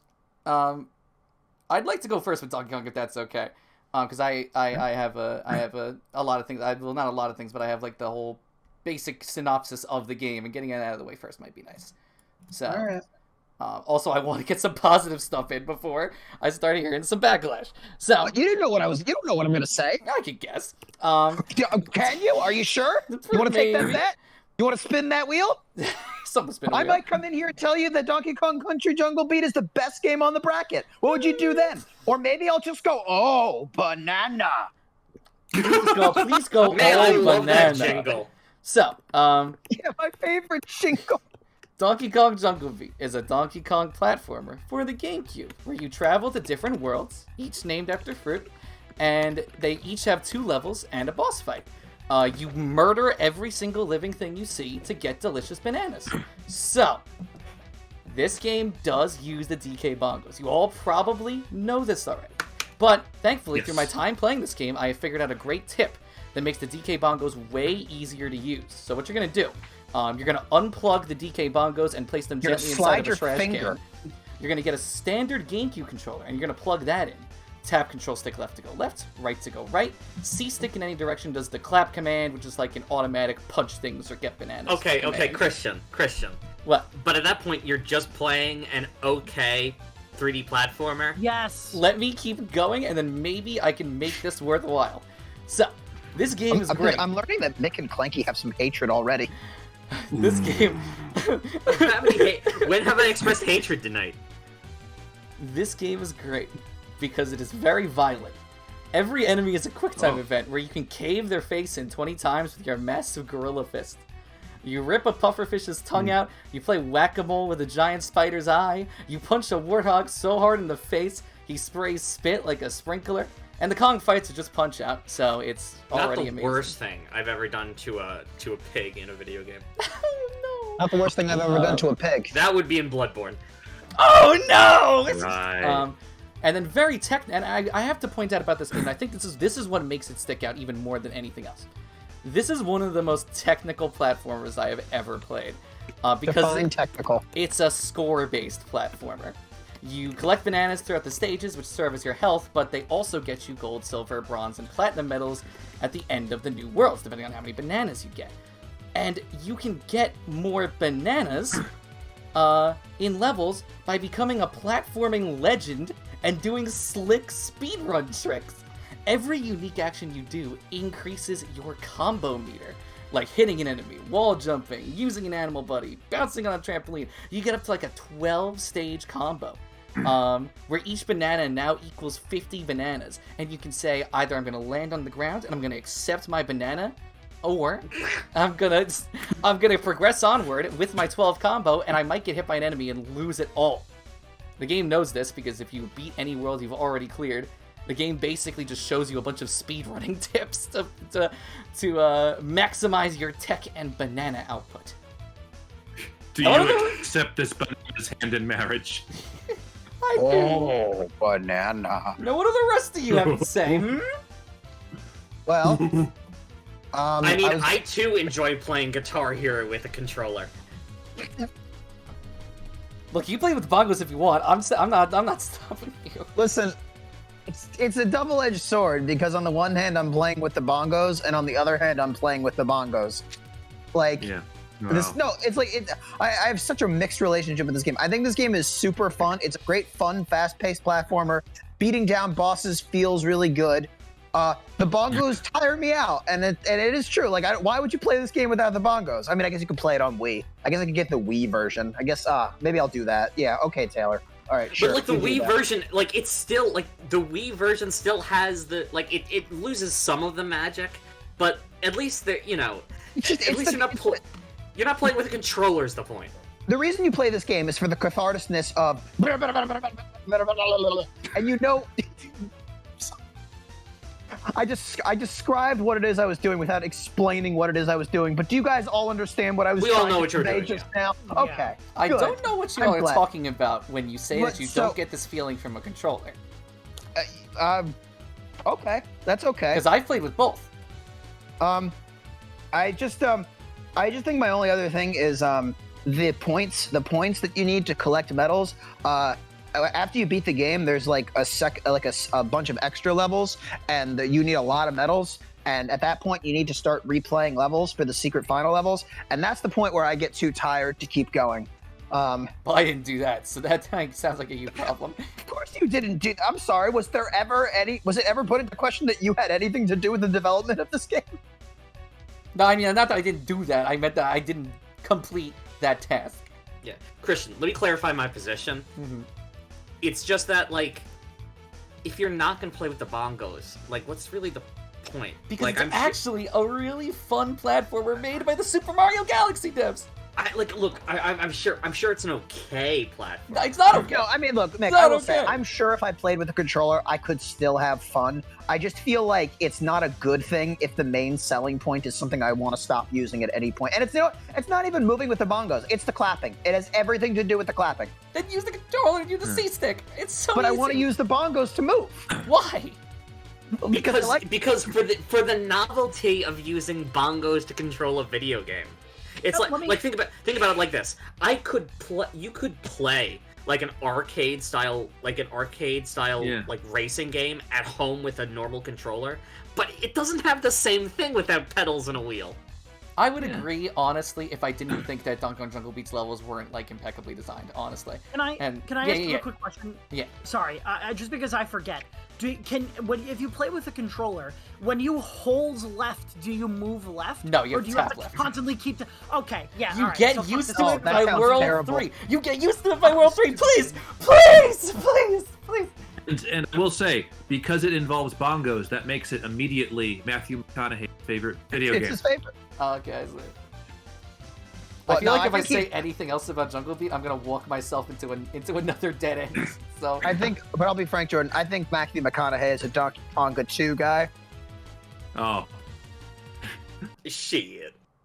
I said everything I wanted to promote with Donkey Kong Jungle Beat. Bongos are a flat circle. yeah. The story, by the way, the reason I say that is because there was an actual where he was arrested at his place in Austin for, and I quote, playing his bongos too loud. Playing Donkey Kong Jungle Beat. I know My we. grandmother used to live in Austin, and one time we were driving around in town, and she motioned off to the right and went, and over there is the Bongo house, and she didn't need to explain anymore. They open the door and Matthew McConaughey is like, I'm sorry, I'm just trying to beat Gloathog. Like, come on. And in that moment, I couldn't tell if I was dreaming him or he was dreaming me. He was dreaming me. Also, I think I left my Lincoln running.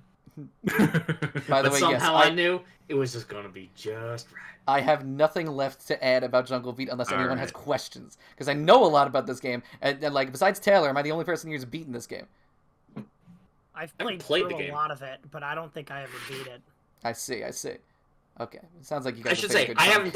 haven't played the game, but I heard about it as a kid and I saw it and I'm like, I'd love to play that. How cool will it be to control a game with bongos? It sucks. Oh, okay. Using the bongos is terrible. Oh, wow. Let's vote. Okay. All right, we should vote. Okay, the voting order has shifted. It is now Clanky's turn. Oh, dude, like, I'm sorry. no, it's fine. This is an easy Okay. vote for me. It's just like Okay. I've never even played Ultimate Spider-Man, and I'm gonna vote for it. I don't like Donkey Kong Jungle Beat. I think that the controls are obtuse. It screams like we came up with the gimmick before the game, and it really suffers because of that. They got rid of everything that was fun in Donkey Kong Country and replaced it with Donkey Kong. Sorry, my brain is wired incorrectly, so sometimes that It's shit just okay. happens. Mine It's is okay. wired Donkey incorrectly. Kong Jungle Beat. But yeah, so like dude, I'm sorry, Christian. Like with no love and respect to Jungle Beat, I'm voting for Ultimate Spider-Man. Beautiful. Beautiful. Why does this Graham. happen to me? Voting for Ultimate Spider-Man. Taylor. The funny thing is, I'm voting for Jungle Beat, and it's not even close. Okay. Thank you, Taylor. I appreciate it. Christian. Christian, are you tying it up? You know, Ultimate Spider-Man sounds pretty cool. No, it does sound pretty cool. Homer? But Jungle Beat, like, It's just a really fun game. It is. You're absolutely right. It's really fun, and it doesn't matter how you control it to make it fun. It's just really fun. It's got a great soundtrack. It's got wonderful graphics for the GameCube. And It's got to lose to Spider-Man. Why? I didn't think this was going to be the one that would... I thought Lights, Camera, Pants was going to get this treatment, but whatever. Donkey Kong Jungle Beat. Well, you see, Mick, it's down to you. You know, here's the thing. Because Christian was so anti-bongos, I forgot that he was the one who liked this game. There's something in my mind that simply can't quite comprehend that someone would love Donkey Kong Jungle Beat but also despise bongos. And so... I'm voting for Ultimate Spider-Man. Okay, good. You know what? I almost thought he was going to vote for Jungle Beat. I don't know why. I thought he was going to vote for Jungle Beat, too. Look, if there's a third option for Jungle Beat, but especially with bongos, I would vote for that one. I like the idea that Christian isn't, like, against the DK bongos, just hates all bongos. I just hate bongos. Can we call this Yearlies All Bongos Must Die? Yes. Yes, we must. Okay. Moving on now. Our next matchup is Mario and Luigi Partners in Time, which is a Clanky pick, versus Sly 3 Honor Among Thieves, which is a Taylor pick. Who would like to go first? Instantly, hang on, before we start, I just want to point out, I got bingo again. Oh, again? No, Mick literally made his bingo. It's like, you have to go for four corners. Graham says and then the blackout. I'm so close to one. I don't know. Bingo is too close to bongo. I don't really want to talk about how my bingo board's going, honestly. I don't even make one. It's going all right. Are we doing Clanky or Taylor? I'll play in rock, paper, scissors for it, Clanky. I would just like to go first, because this is the only time I want to go first. All right. Okay, I say we should give it to Clanky. Clanky, your time starts in 3, 2, 1, go. So, Mario and Luigi is most famous for its first game and its third game, and I feel like the second game gets overshadowed a lot. It's my favorite of the entire Mario and Luigi series, which I know is a pretty controversial opinion, because I know a lot of people aren't a big fan of this game, and I'm not expecting it to do too well, to be totally fair, but it's everything that this game does as far as mood and atmosphere, along with the bros moves that you have with the babies, that I think works very well. So allow me to explain. The name Partners in Time is in reference to the fact that you have not only Mario and Luigi here as playable characters, but you also have the baby versions of themselves, Baby Mario and Baby Luigi. Oh, it's like Sonic Generations. Yeah. Exactly. I swear to God, exactly like that. Thank you. Stop. Don't encourage this. But So, in Mario and Luigi Partners in Time, the plot is that Peach goes back in time, and then, instead of her coming back, the ship is, like, fucking destroyed and has, like, this like, grotesque mushroom-esque monster that isn't a toad, come to attack the people there.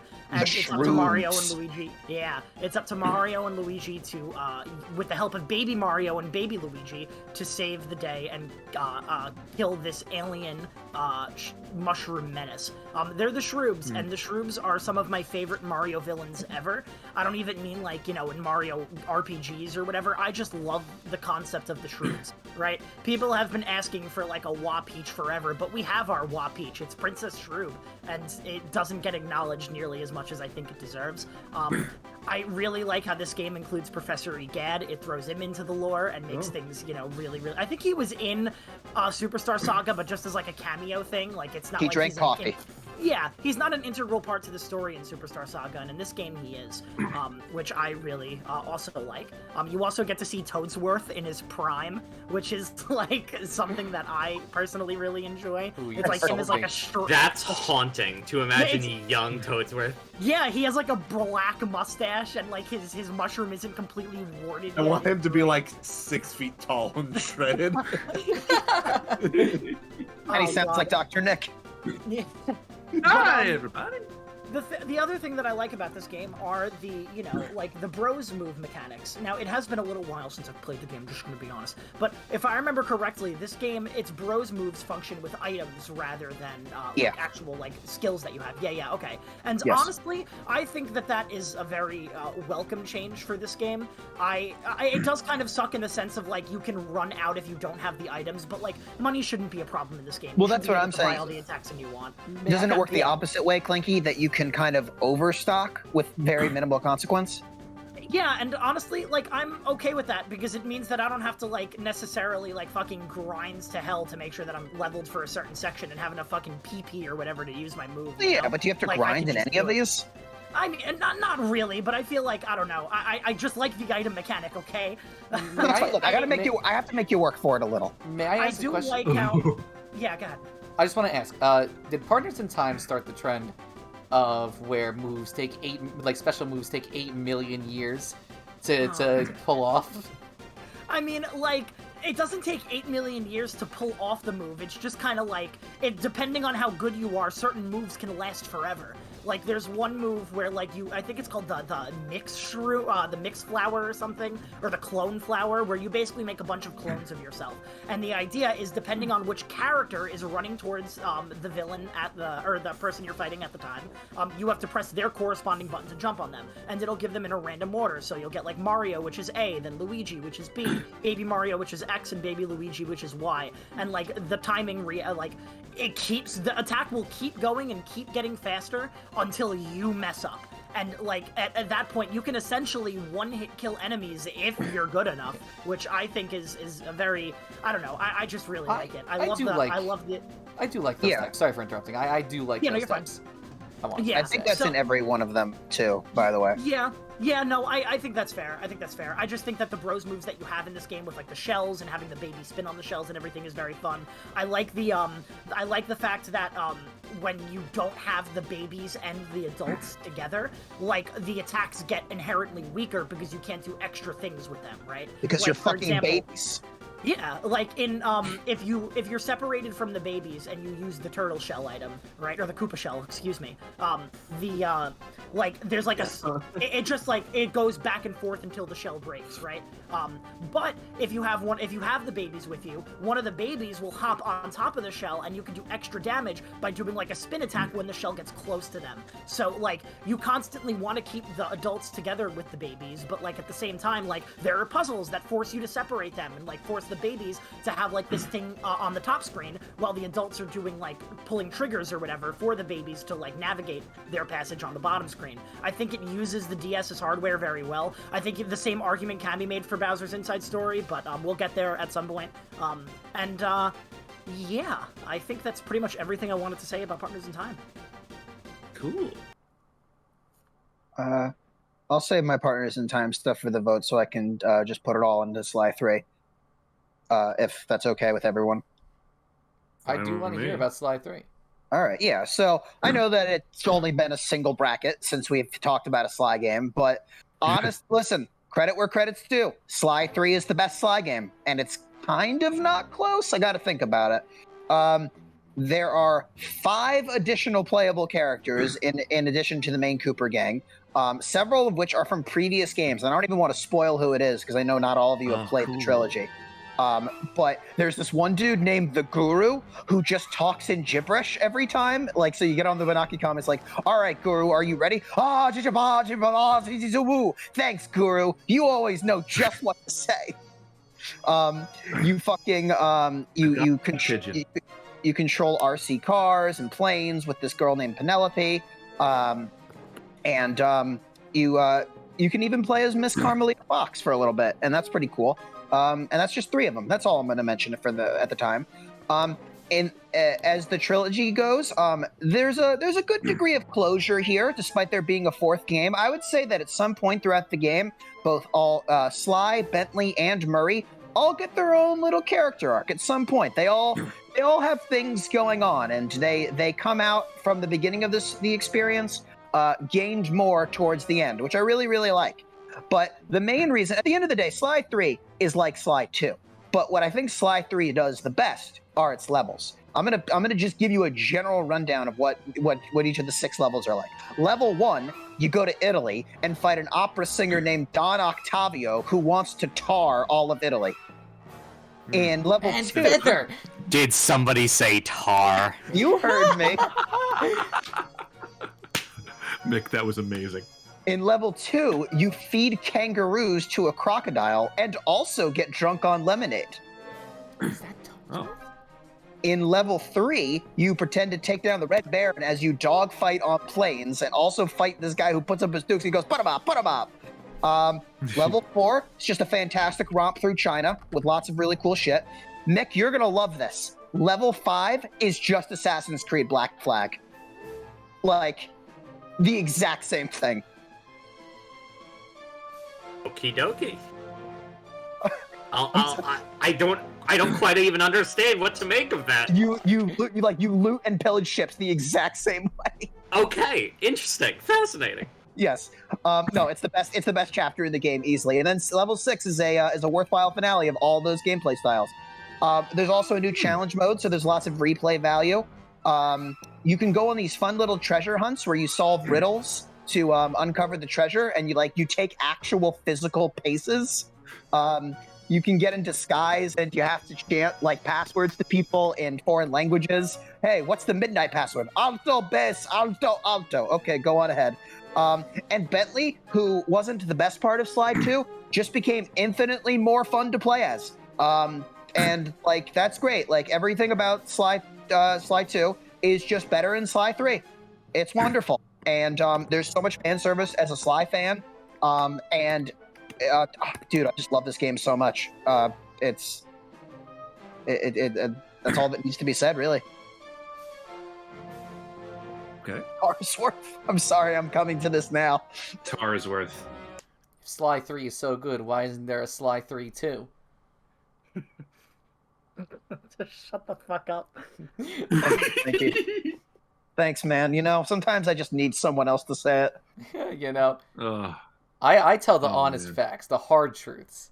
I'll say it. No one else. Everyone's too afraid to say it. Apples are pretty good for your diet. I'll say Yes, it. they are, Bongos actually. aren't all that great. They're not. They suck. They're fucking awful. I am not a bongo apologist. But Mick and Clanky, if you guys are excited about playing Sly 2, get even more excited about playing Sly 3. And then play Okie Thieves in dokie Loki. Time. Okay. So we'll go to the vote, starting with Clanky. Yeah, it's going to Partners in Time. Yeah. Graham. The Mario and Luigi series, one of those game series I respect the hell out of, though I've only played very little of it, so I'm voting for Partners in Time. Oh, Graham, God bless you. Okay. Taylor.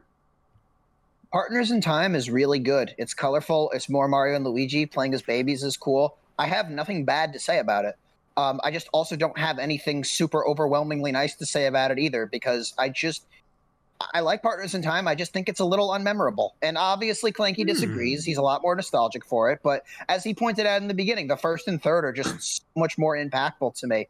And I just think Partners in Time as a Mario and Luigi game it's not the worst one, and it doesn't do anything offensive. But I just think it's weaker than most of them. Okay. So I'm voting. I mean, listen, even if it was one of my favorite Mario and Luigi's, I would still probably be hard not to vote for Sly 3. Of course. Yeah. No, I understand that. Christian.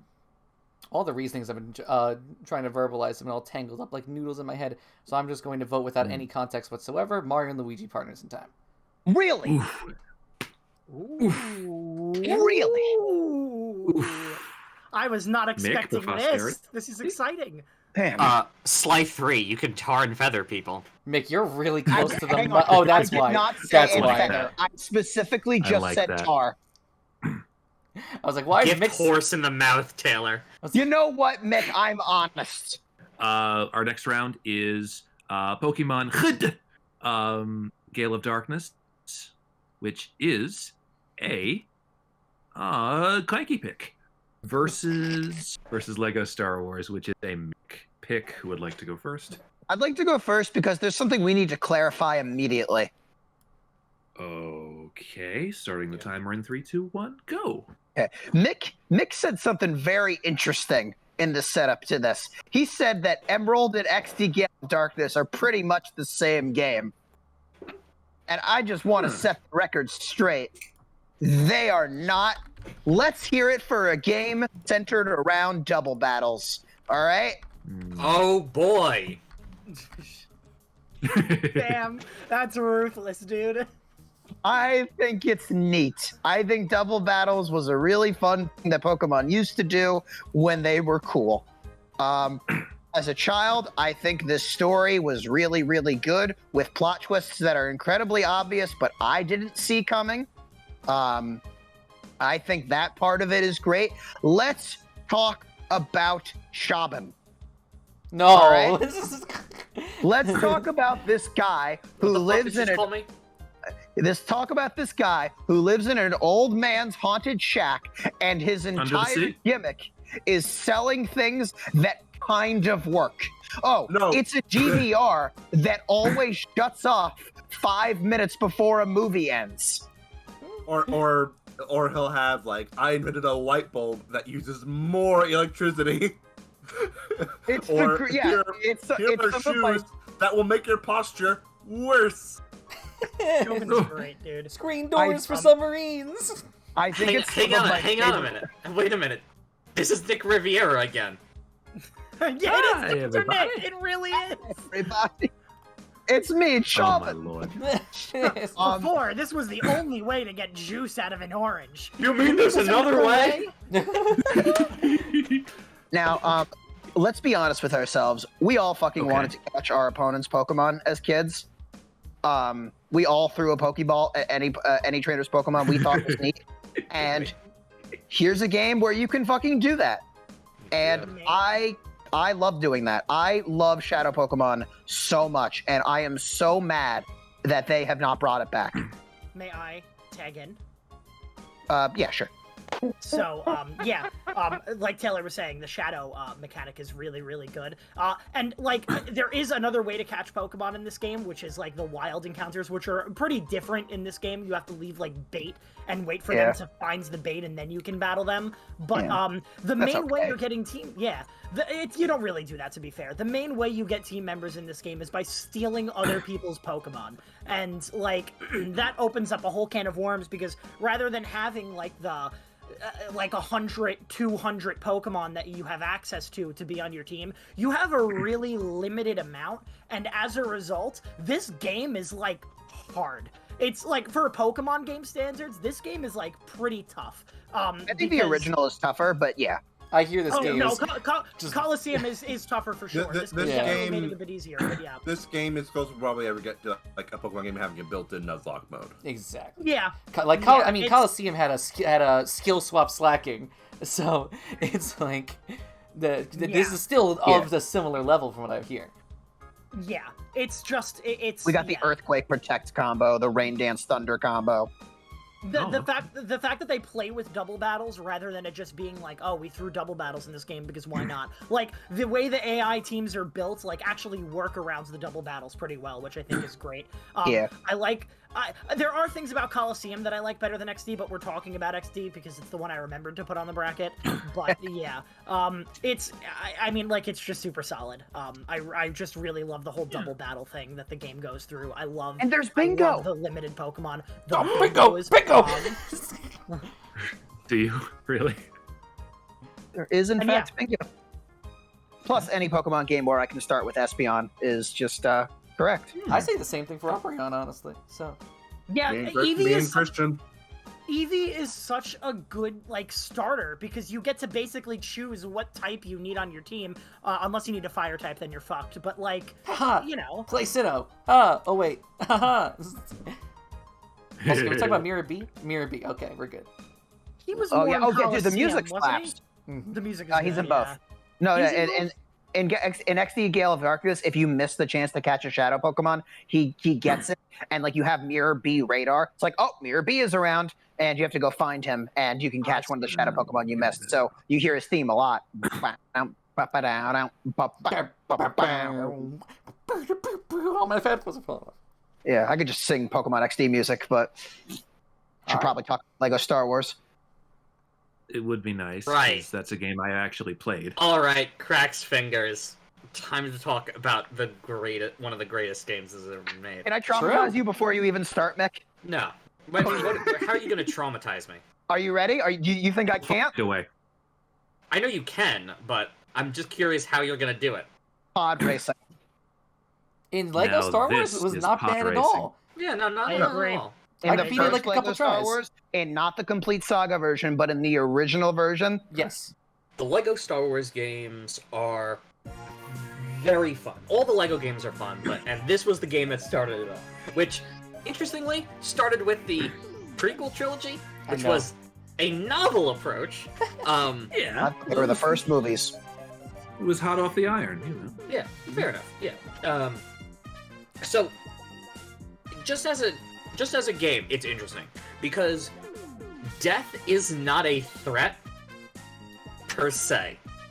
You don't actually have to worry about dying in the game, in the sense that if you die, you don't have to start over. You just lose your money. Yeah, it's a Kirby's Epic Yarn thing. I was literally just going to say. You know what? Kirby's Epic Yarn's amazing. So you lose the little single piece, which are referred to in the game as studs, and so you lose your studs. Yeah, exactly. Anyway, and so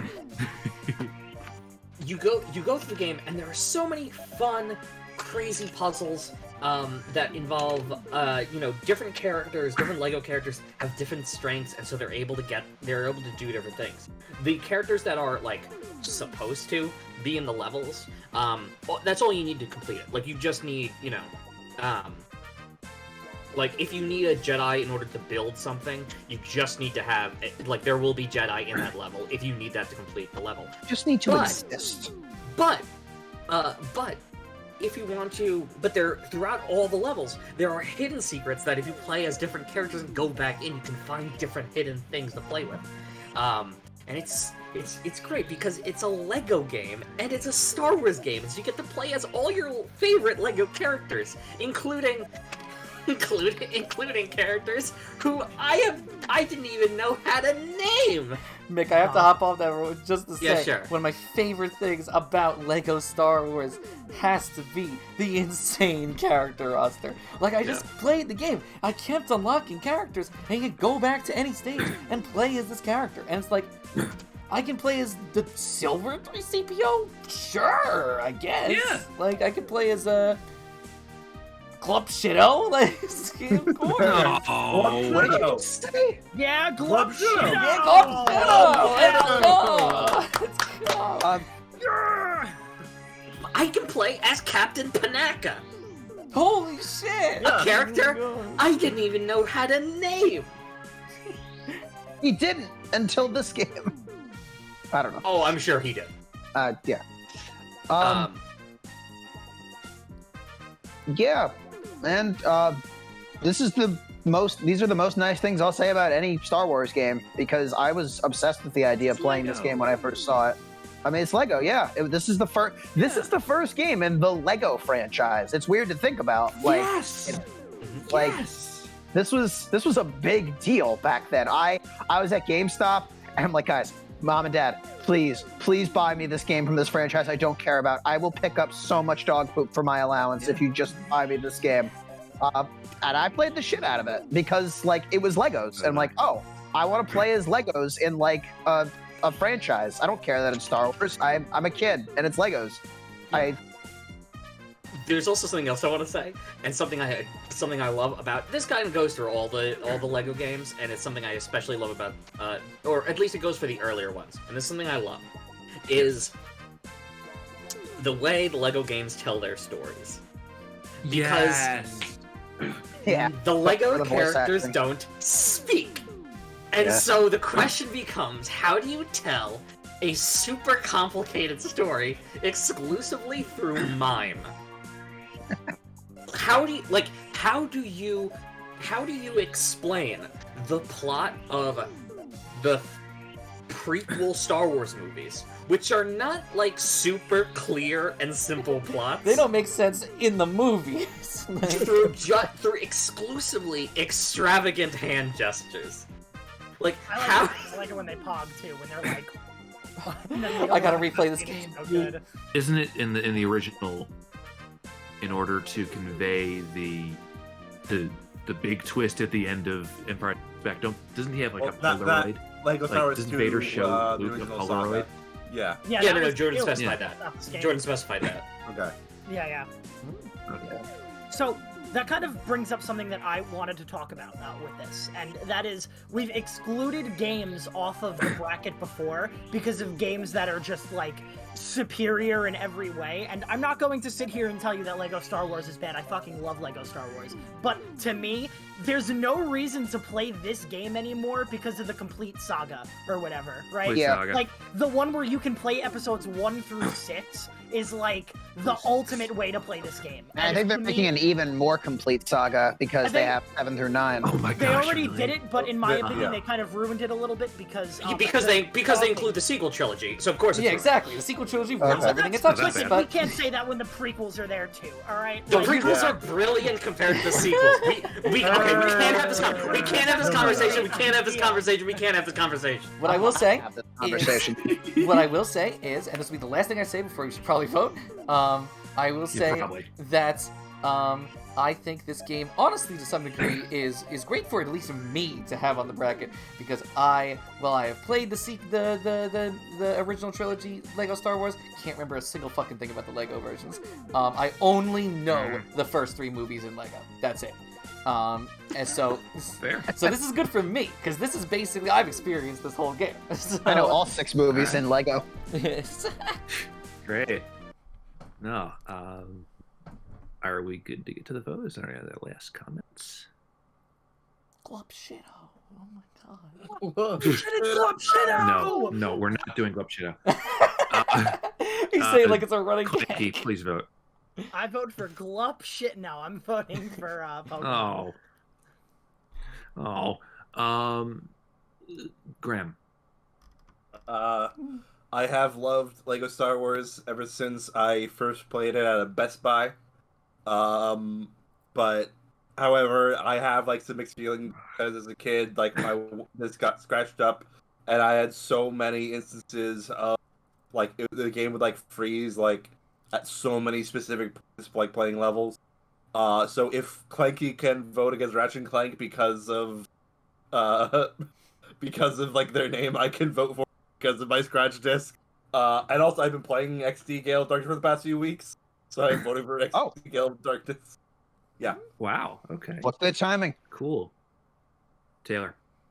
I really do like Lego Star Wars. I just think that like we've evolved. We have so many Lego games now. So it's like if you want this formula, I can do it, and I can probably pick out a franchise I like even more. I like Lego Star Wars a lot, but I even like the complete saga more, as Clanky pointed out. And on top of all of that, I probably like XD Gale of Darkness more than any Lego game. I will say also, a lot of the future Lego games got ruined because they added dialogue. Like, there's literally... We're not talking about them. We're talking about the original. We're talking about the first game. Come on. No, I know. But I just wanted to bring that up. I think some of the Lego games have dialogue and they can work. I like the Marvel Lego game and Batman 2. Oh, of course, the Marvel Lego game has dialogue. Well, Batman that means 3 Arnold has, like, Taylor is Daffy Duck. Spider-Man. Yeah. Yeah, I was trying to say that as like a positive point towards Lego Star Wars, not like against it. I promise. It is Christian's turn. I think Lego Star Wars, the Lego Star Wars video game, prequel trilogy, is the best Lego game that exists. I think that it was my introduction to Star Wars as an entirety, and I did not watch the movies until way later in my life, and I really adore Lego Star Wars. And while I think Pokemon XD looks really, really cool, and I've seen a full playthrough of it and it looks really awesome, I am going to give this one to Lego Star Wars. Okay, and Mick. Star Wars. 3-2, yet again. That's like every single one. All right. Can we 3-2 the one that matters the most? Better not, you motherfuckers. Oh, This better be a 5-0. oh boy. Oh, it'll be a We 5-0. have. Let's No, see here. It's not 'cause going to be a 5-0. Well, you never know. Okay, we have Resident Evil, which is a Graham pick that I think a couple of people put up. Me. Yeah, Christian as well. Versus I'm actually gonna turn Club on. Penguin, which is a Christian pick. So it's basically two of Christian picks against each other, and also Graham helped out. So who wants to go first? I would just like to say, I have filled in all but 2 spaces on my bingo card. Oh, Jordan scratched his nose. Holy That's crap. That's a bingo. Really? Um, People know we were going to use I'm cameras. really close to a bingo. what I will say is, I would like to get Club Penguin out of the way. Then Graham, would you like to take over for Resident Evil 4? Sure. Okay. Yeah, and then I'll probably All right. when you're done, Graham, I'd like to add a few things myself. That's okay. All right, starting the timer now. Club Penguin is probably the only MMO I like. And it's because I played it way, way earlier in my life before my crippling social anxiety took hold of me and made me hate online games. So, Club Penguin, as it came at a time in my life where I was very curious, I loved the idea of just making my own penguin. I named him Bettis with 3 T's, so Bettettes. He was a green penguin with a propeller beanie, and he walked around town and sat places. Club Penguin is just such a fun game to play games on. For example, the minecart minigame is a blast. The fishing hole minigame is so addicting to get good at. Pizzatron 3000, dude, where you can make your own fucking pizzas based off the recipes and then turn it into candy mode so you can make a fucking chocolate and sardines pizza. And it's the fucking worst. I love it so much. I also got a lot into some of the newer content that was added to the game, like Card Jitsu, which was their card game that was like shitty rock, paper, scissors, but I played it so much I became a black belt. It was so much fun because each card has its own unique animation. I also played a lot of the surfing minigame where you surf and do tricks and, do basically like a Tony Hawk sort of deal. But my favorite thing to do in Club Penguin was to go to the lighthouse and sit on a rock and spam the sad emoji. When I do this, I wait for another penguin to approach me and ask, "What's wrong?" They are my friend for the rest of the day. That's the most Christian thing I've ever heard. And we just hang out for the day, and it's the most manipulative thing in the world. But you have to remember, I was like 6, so I didn't understand what I was doing. I was like, you were 20. I was guilt tripping people into being my friends. So. You weren't the person who asked others what's wrong. You got other people to sympathize with you. Yeah, I just spammed the sad emoji, and so eventually someone was gonna come over and be like, "What's going on?" I see. What would you say when they said what's wrong? I have no recollection. Would you make up story? My mother left me home at Walmart. Oh, my grandma died. Wait a second. You told me your grandma died last week. What? I have 2 grandmas. How many grandmothers do you have? 0 now. Last thing I'll say about Club Penguin is they introduced a single player thing where you play as a spy and you have to stop like polar bears from like eating puffles or something. I don't remember. And you do these point and click adventures to like to solve the mysteries and you're like a secret agent. It's really interesting. That's it. Anyway, let's talk about the way better game. Yeah. Well, I thought we just did. Resident Evil 4. Yeah, so basically the development of the game was so insane that it created Devil May Cry. So that's one thing.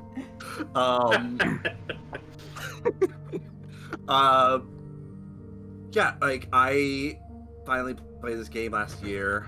Played it on my Wii, which is the superior way to play it. And it was so much fun. Like it just like this game coming out, like just the original GameCube version was like one of the pioneers with like the over the shoulder for third person shooter style of gameplay that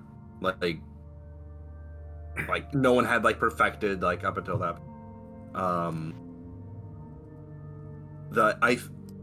Yes, there is a remake coming out, but from what I've heard, like yeah, it is a very good game. but it's not.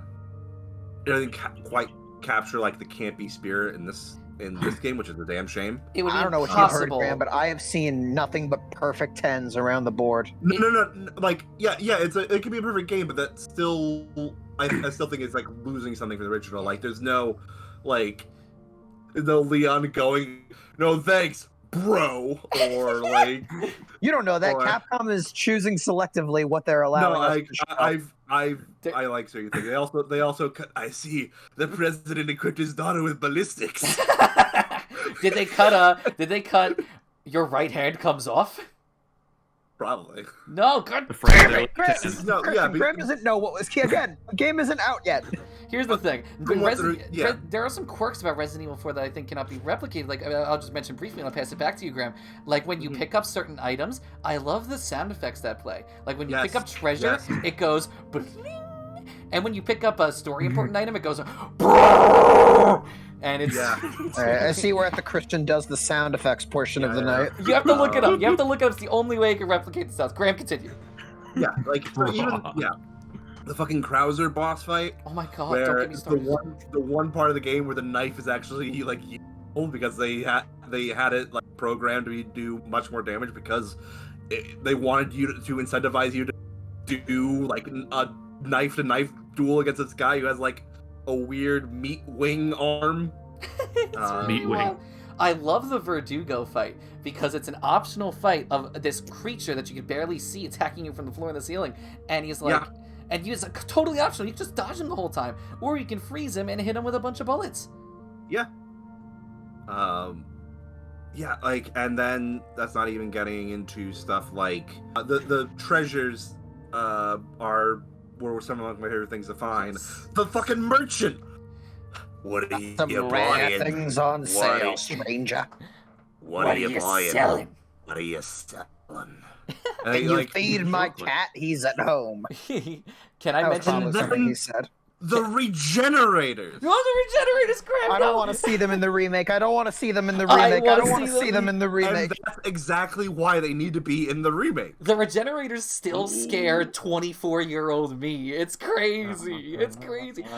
I gotta say, Graham, you brought up the treasures. One of my favorite things about the treasures in this game is the fact that you have to assemble the treasures. It's not just you pick it up and there's a treasure there. No, you pick up a crown and there's like 3 jewels scattered around like the castle, and you have to get the 3 jewels and slot them into the crown. It's incredible. And you can sell the crown when you only have 2 jewels because it's still worth a lot. Like, I love this game so much. And then like the segment where for some reason the head of the castle, Salazar, he has like a giant statue of him that moves but only in one direction. So you have to run from the giant statue of him. This game's silliness is unwavering. I'm sure you all know about the laser wall that shows up. Yeah. And you have to like matrix dodge your way through lasers using quick time events. I could go on forever. I can literally talk about this game till the heat death of the universe. But like, this is one of the most important games to me, and this is one of the most like impactful games I've ever played.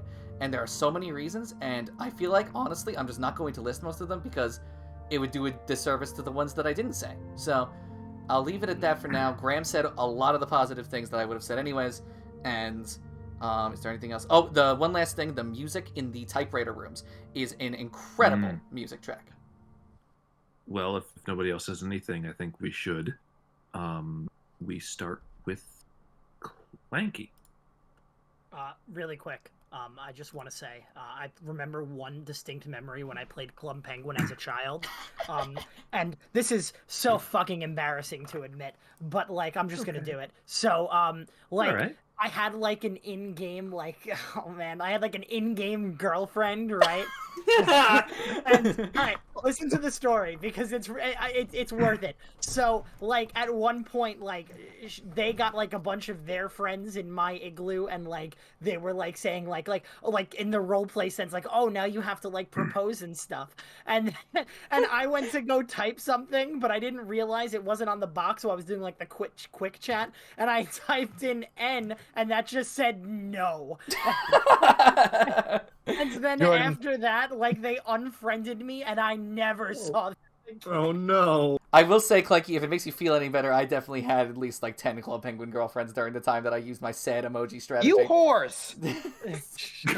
Hey, they asked me to marry them and I said no. So You I whore! don't want to hear it. The vote, though. Oh yeah, that's right. Resident Evil, I guess. Thank fuck. Graham. RE4 baby. It's insert Resident Evil character here. They redesigned him. Taylor. Wesker. They redesigned. Yeah, man, Resident Evil 4 is great. It's a good introduction to the genre without being the scariest thing in the world. This signed up Pansy. Leon's cool. Combat feels good. Cool inventory system and shopkeeper. My only thing is, I know you and Graham really like the boss fights. Some of the boss fights aren't all that good, but at the same time, is bad. I will concede. But I will also say that I played Webkins, I played Neopets, but I could never get into Club Penguin because Club Penguin always struck me as that game with nothing to do. So I'm voting for Resident Evil 4. Were you a RuneScape guy? Yeah, actually. All right, yeah, couldn't know that track because RuneScape's got a lot of stuff to do. Yeah, I like to do things. Yes, you do. You made that sound sexual, but Guy named Things. I didn't mean to. I mean, Chris. probably sexual in some countries. I can't find the words. I'm glad I got to talk about Club Penguin. But I better get to talk about Resident Evil 4 a little more. Yeah. And Mick. Resident Evil 4. You got one. Yeah. I mean, listen, I thought it was going to happen, but I thought Mick would come out and be like, fuck it, it'll be So funny. good. Club Penguin. It's starring Jack Lord.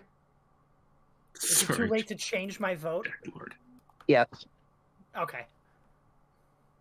Based on Christian's rules, yes. I thought we debunked Yes, those it rules is. like 8 yearlies Yes. ago, and now it's just I do don't whatever know. you want. I already sent in the vote, but yeah. I wasn't going to change I it don't wanna anyway. go I was back just and trying to make change a it. silly It's- joke. All right, cool.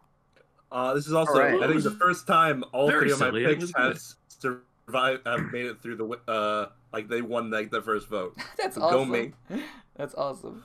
All right. Honestly, Ultimate Way to go, Spider-Man. Graham. It really wasn't fair for Way to Ultimate go, Spider-Man. Okay. God fucking damn. SpongeBob SquarePants, Lights, Camera, Pants versus Psychonauts. Guys, please. I'm begging. I'm sure Lights Camera Oh, Pants is a you're fun begging. time. I'm Because sure. if you're I'm sure. begging, then I think I just have a bingo. So who goes first? Taylor Banks. It's now Graham. Psychonauts. Does the Okay. anticipation make your heart flutter, Taylor? Oh, Taylor. sorry. I thought you said Dan Lord. I don't know. Yeah. I mean, what? Who am I? Where are we? What year is this? Ba, ba, ba, ba, ba, ba. Wait, hang on. Which cast of Hawaii Five-0? Is this Jack Lord or who? Wait. I'm voting for Psychonauts. It's Alex O'Loughlin. Okay. Oh, Christian. I will stick by Lights, Camera, Pants to the end, motherfuckers! Well, this might be the end, friend. Mick. Mick. Come back to me. And I just want to say, no, Taylor, let me just say, come back to me. If I need, hang on, wait, what is the vote at the moment? It's 1 Lights, Camera, It's Pants. 2-1 Psychonauts. 2-1. Here's the thing. I played Lights, Camera, Pants. I haven't played Psychonauts. But I know Psychonauts is better. But if Clanky votes for Psychonauts over Lights, Camera, Pants, I'm going to vote for Lights, Camera, Pants because I played the game. But if he endangers Psychonauts losing, I will vote Psychonauts. Okay, I accept. Clanky. Little did he know, I'm gonna say, come back to me! Oh, shit! Oh, fuck! What a bird! Okay, it's in danger. Okay, Psychonauts is in danger of losing, so now I have to say Psychonauts. Okay. I was gonna say Prisoner Dilemma this shit, but Clanky. Prisoner's Dilemma. Prisoner's Dilemma. This is actually a very tough vote. I'm not gonna lie. Okay. Well, but SpongeBob lost anyway, right? So I'll vote for SpongeBob. Yeah. Okay, yeah. Okay, 3-2. Sure. that's not a hot dog. That's the Right. army of chair, you old coot. I like the one where he's pouring the pepper a little more. A little more. A little more.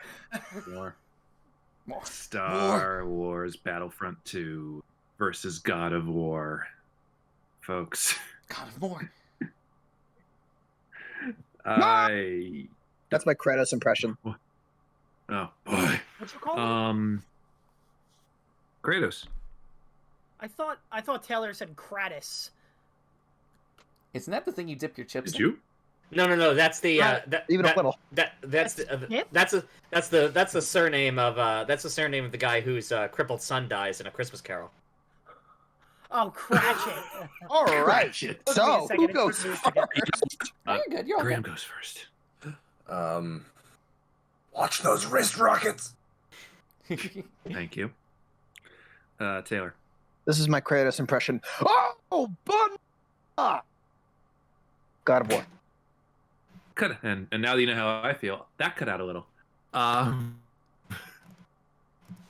Christian. I thought of something terrible, but I'm not gonna say it. Oh no. In a strange twist of fate, I feel like I am more interested in Star Wars Battlefront 2. That's not a twist of fate at all. Really? That's exactly what I thought you were going to vote for. I just said I was really interested in playing God of War. Mick. You want to hear my Kratos impression? A Merry Christmas to us all, my dears. God bless us. Okay, thank you. He did say Kratos. Okay, I did hear that correctly. Yeah, in all seriousness, just like the simulation. Star Wars Battlefront 2. Oh, didn't think that was going to happen. And Clanky. I'm voting for Battlefront, actually. Really? Okay. Yeah, the lukewarm reception to God of War is really weird to me. It's not lukewarm. It's just I care about the games it's gone against more. No, I just mean as a general consensus among all of us. Well, look, we are. No, it's fine. I'm not bitter. I don't care that much. Mario Kart DS beat God of War. Like, what the fuck are we Yes. doing? Don't you start shit. Hey, Yeah, you don't guys. get to make Mario Kart surprise wins, Mick. Yeah. So Anyway, the I one have we're to about go. to do. The one that we're about to do is either a really sensible, easy vote or the funniest fucking thing ever. So Donkey Kong Jungle Beat versus Sly 3. Stop treating this like this game's Listen, a piece guys, of I shit. don't feel like bashing the bongos any further. Wink, wink. Don't worry, there are no bongos as far as Christian's concerned. I have optic nerve blocking. I don't see bongos ever. I just see if anyone's playing a bongo, You have they're just hitting bongo the air with their permanence. hands. I'm colorblindness. I can't see anything green. All right, so let's get this over with. I think we all know where it's going. Yeah, All right, I voted for Donkey Kong Jungle Beat. I appreciate the consolation vote. Taylor. Voting for Sly 3. Christian. Donkey Kong Jungle Beat is a fucking amazing game. Mick. Sly 3. Okay, and Clanky. Oh, dude. Fucking Sly 3 takes it by a Okay, landslide. We were so close. I'm getting like a taste. I'm getting like a the sneak funniest peek. thing ever happening. I'm getting a sneak peek as to what it's going to be like when I put 007 GoldenEye on a bracket. I'm getting a sneak peek. Ooh, yeah. Oh, that's going to be way worse, I hope. Fuck. Lego Star Wars versus Club Penguin. Battle of the cutesy fun games. Anything? Sure, or should we if go you on like. to the- Yeah, oh, I think they're cutesy and fun. At least Lego Star Wars. Club Penguin's a mature horror game, actually. So. Oh, of course it is. Yeah. Well, that was the point I was trying to not so subtly allude to. Sure. Club Penguin Isolation. Doki Doki Club Penguin Club. Start Club with Penguin Club Club. Penguin Club.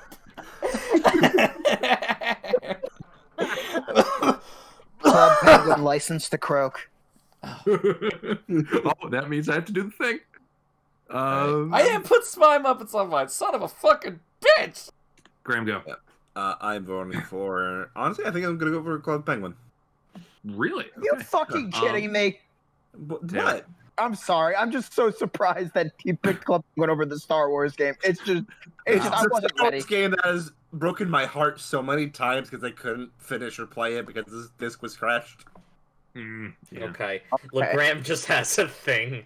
All right. You know So, what? yeah. I'll let Graham have his trauma. It's okay. If Clanky can vote against Ratchet Clank because of the name. No, you're right. You did say that, and I immediately forgot it. Yeah. So. Oh, right. Me? Lego Star Wars. Yeah, there are things you can do in it. Christian. You can do things. Well, I cannot deny that Lego Star Wars is the better game. I had more fun with Club Penguin. I like to imagine that in a sequel to Fable, Peter Molyneux, and I guess there is a sequel to Fable, but from the makers of You Can Start a Family, you can do things. All right, thank you. There's one last thing I want to say about Lego Star Wars. Lego Star Wars is one of the games that All time. no, genuinely, is that like I've always had a rather rough me and my brother have never had a great relationship. We've always had sort of a rough relationship. And on this bracket, there are two games that, despite everything else, me and him would play a bunch. Actually, sorry, there's 3 games on this bracket. Actually, me and him would we would play a bunch, and just for once, we were kind of like normal brothers. Lego Star Wars and Donkey Kong Jungle Beat. In all seriousness, it's Lego Star Wars. It's Lego Star Wars, and Lights, Camera, Pants, and one other. But we'll get to that one. But yeah, so I have a lot of fond memories of Lego Star Wars before that reason. I'm voting for Lego Star Wars. Awesome. And Clanky. Dude, what if I fucking voted for Club Penguin right now? You voted for Club Penguin after that? Dude, it'd be funny. It'd be funny. Oh, man, it's like... Graham reminded me that my copy of Lego Star Wars also didn't work because we can't do this. We can't do this. We can't do this. Listen. Who says we can? There are no rules. I spent hours on Club Penguin. This is... No, be sensible. I'll vote for Lego Star Wars. Oh, listen to the voice in the back of your head. Listen to it. It squawks for what you want to do. That would have been so funny. So we have now Mario Superstar Baseball versus Shadow of the Colossus. The same game. I need to say a little bit. I didn't get to give my notes last time, so I'm gonna just go into them because this is very important.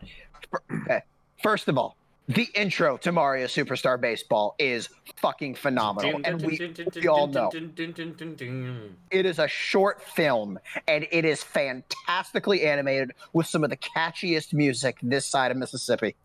Let's play the baseball game. Wait, which side of the Mississippi we talking? I don't know. Whichever side gets me the votes. It's only Mississippi. Hang on. You know what? I'm not even gonna try. I'm just writing it down. Yeah, there we go. That's not a gram file. That's a joke that has I been knew it. around. The second I heard it. But to be fair, the context Graham said it made no sense. Nope. You said Mississippi. I What other know, context but do you need? Oh, fair enough. I say. All right. Keep going. Okay. Now we also need to just further illustrate. Look at this roster, guys.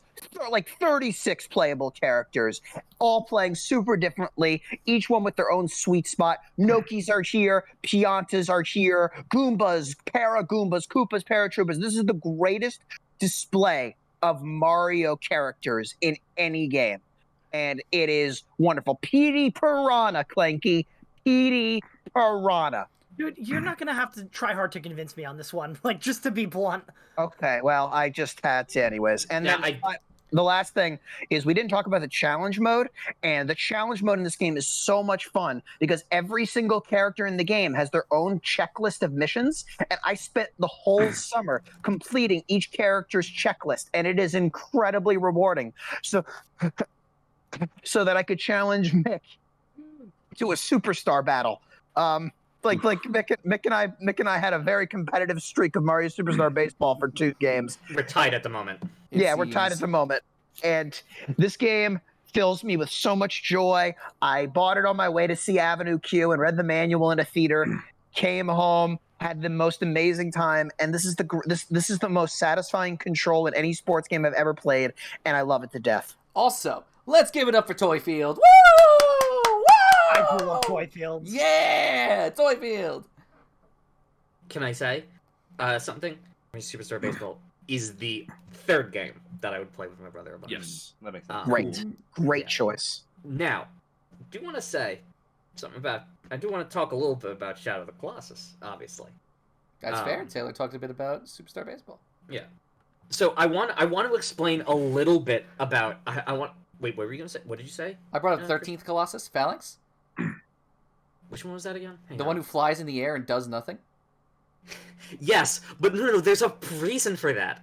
Is that and just spoilers, everyone. The 13th Colossus does nothing. It's supposed to do nothing because you're supposed to feel bad for killing it for doing nothing. Yeah, let's go. Shame. I'm being 100% serious. I think it's really cool. One of the things, so one of the things that happens is as the game goes on, it becomes very clear that you are not necessarily that maybe the Colossi don't deserve to die, and that you're actually possibly doing something terrible by just killing all of them. And one of these is, as Christian alluded to, Colossus 13, which literally doesn't. It just dies sadly because it was innocently flying around, and then you kill it. There's also something else I think is rather important to bring up that I love about this game, is that game is totally 100% playable without the heads-up display. So, like, you don't really need your heads-up display because almost everything is understandable within the world. Like, the health bar is not super important. Like, it is important, but, like, you can kind of guess that. You can kind of guess how much health you have from context clues. The how much you're holding on bar is, you can tell that by your character's animation. And even, like, tracking where the colossi are, you do that by holding your sword up to the sun and reflecting it, and it'll point the way. And so, like, there are so many interesting bits that are like there's so many interesting bits of the game where it very much doesn't feel like nearly any other game of its kind out there. There's also one thing I need to address: the horse slander. The horse slander. So, I can't believe this. Okay. Nick, you can have. I will concede the horse if you don't explain it to me. I get it. It's just my one thing. No. Because look, this is kind of important. This is kind of important to mention, to understand, because the AI in this game is actually rather interesting. Where the AI of the game basically. They tried to model it so that the colossi, they actually have sort of like senses and can tell where things are in relation to them. The same sort of AI is actually applied to the horse as well. So the horse will like recognize that, oh, there's a cliff here, I'm not going to go off of it, or I can't really go here, I don't want to go here. So the horse, you don't actually have total control of your horse. The horse has a mind of its own and will occasionally ignore you.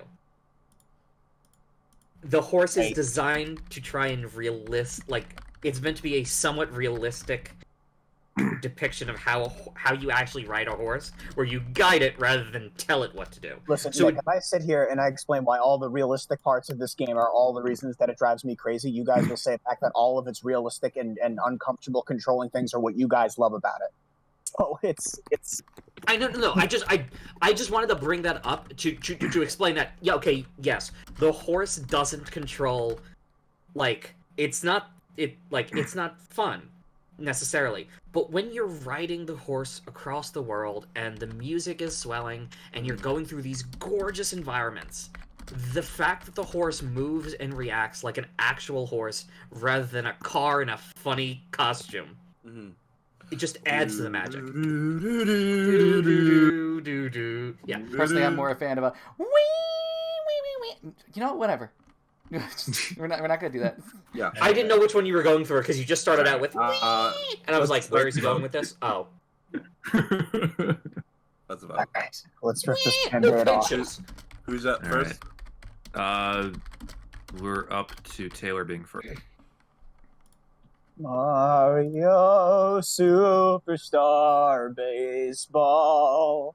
For some reason, I've chosen to sing my vote. It's okay, Christian. Shadow of the Colossus. It's Avion's theme. It's a the weird bird. way of singing Puss. Mick. With All at good times, Mick. with the greatest love and respect to Mario Superstar Baseball. Our bonds Oh give my us God. strength. I love Taylor. I love Mario Superstar Baseball. Friendship leads the way, Mick and Taylor. Friendship sees it. We are still friends, but I have to be honest when I recognize a better game. Shadow of the Colossus. I'm coming for you in losers bracket. Don't say that yet. Why? Graham hasn't voted yet. Okay, Clanky. Mario baseball.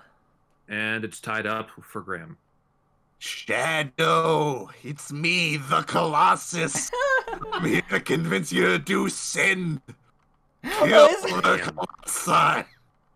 That's it. You're going to space. Colossus. I hardly know her. Psychic attack. Sure. Shadow of the Jesus Colossus. Jesus Christ. It's not about Coloss me. It's about Coloss us. Okay, we're moving right along. Moving right along.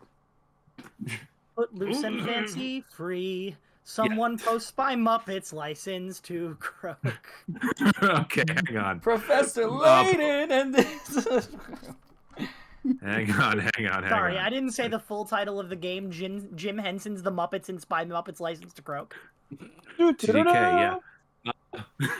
Pokemon Emerald versus Mario DS. Look, I promised you guys I wouldn't waste time with Pokemon factoids. I'm just going to vote for Emerald and we can move on. Okay, Taylor. Oh, that's what you did. Listen, I promised I wouldn't waste you guys with Pokemon Sorry. factoids. I'm going to just vote for Emerald and we can move on. I didn't know if that was your vote or not. I'm sorry. Christian. I'm just gonna vote for Mario Kart DS and move on. Mick. Mario Kart DS. Really? I don't want to talk about Pokemon again. Emerald is in your honorable mentions, and you have canonically said that if a Mario Kart game isn't Double Dash, it might as well die. Look, I don't want to talk about Pokemon anymore. It's the most boring franchise to talk about multiple games. We just voted for it without talking about it. I know, and that's why I just want to. I don't want to have to stop. I don't want to have to not talk about it again. Fight. My God. Kiss. I don't One thing get is a you lot- sometimes. Clanky, for the love of God, vote. Well, since we have the time, I guess I can talk about Pokemon Emerald a bit. Oh yeah, we have plenty, I guess. Please, I'm anything voting but for that. Emerald and we're Anything moving but on. that. All right, and it's tied up for Graham. All right, I'm voting for Mario Kart Donkey Song. Oh, that's very good. No, I just thought of a bad one. To be honest. I played my Song. A2 Brute card way too early. I should have just fucking voted for God of War. God damn it. God of War, damn it. All right. Oh my Ultimate, God. Kratos Oh my God, Gamer. you guys. Ultimate Spider-Man versus Mario and Luigi part time. Alright, gang, let's be sensible about this one. No. Oh, Taylor. I don't even know what that means. Sorry, I'm going to do what you want, Clanky, Mario, and Luigi. let's go. Okay.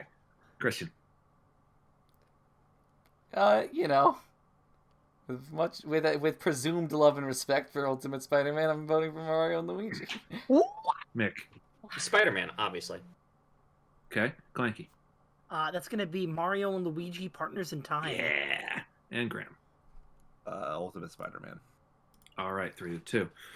Okay. No. Once this fucking X's out. Okay. I gotta do that again. No, it's Listen, okay. Oh, there it Nick just said he's done talking about Pokemon. I think you're good. Well, Okay. you know. Pokemon XD, Gale of Darkness versus Resident Evil 4, God, guys, when you compare this to Final Fantasy Huv, it's so much happier. This one is Pokemon. Someone just like Yay! laugh violently into the microphone. Pokemon. Not me. All of that cut out. Except for We like heard a the brief. beginning of each laugh. Yeah, okay. Like, imagine if you just heard the of the laugh, but not the actual vocalization. It was wild. Yeah. All right, Taylor. I'm voting for Pokemon, but Resident Evil's gonna win, and that's fine. Okay, Christian. Resident Evil. Yeah. Mick. Resident Evil. Clanky. I'm voting for Pokemon, and Resident Evil's gonna win though, and that's fine. Is it though? It's up to Graham. With much love and respect to Pokemon RAR XD Gale of Darkness, I'm voting for Resident Evil. Pokemon. That is so good. Pokemon. That is so good. Pokemon Glumps XD Nuzzles. Woo notices your bulge there. Oh, whoa, we're halfway there. Oh, whoa, notices your bulge there.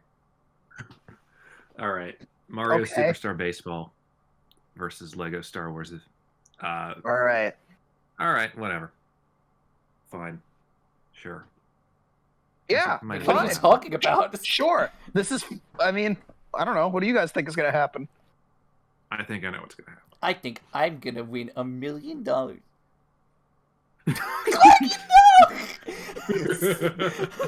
Episode title.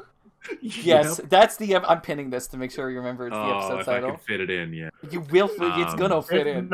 If not, that'll be the tweet. No, that's the Or episode that'll be title. that'll be what we put in the description. Yeah, I This is like, the the, episode title. I like the Bongos title better. It's You're all that's the thing. cowards. It's a little too long for a title, but it's great for the description. We can shorten it to PRNUBWGUXD. You're all Fucking hell. cowards. All right. Christian's turn first. Lego Star Wars. I just hate you so much. Nick. It was so genuine. Holy Mario's- shit. There are Lego games that I'd rather play. So Mario Superstar Baseball. Fair. Clanky. Mario Baseball. Yeah. Graham. Mario Superstar Baseball. And Taylor for I posterity. just don't think Christian has been on my side once today. It's killing me. Let's Mario see. Baseball. No, I voted with Emerald with you. In the that first means round. nothing anymore. In the first round Hey, against speaking of Battlefront. Emerald, it's now Pokemon Oh, Emerald it's versus back. Fly 3. Hey, I'll vote for Emerald again. I don't want to Okay. vote for Emerald Come up anymore. Is that what you're doing, Christian? Taylor, I want to be on your side, so I think I'm going to vote for Pokemon Emerald. But I Okay, just well, that's said I not what's don't gonna want you to vote for Emerald. Mick. Sly 3. Okay. Clanky. Pokemon. Graham. Pokemon MR You see what you've done, Christian?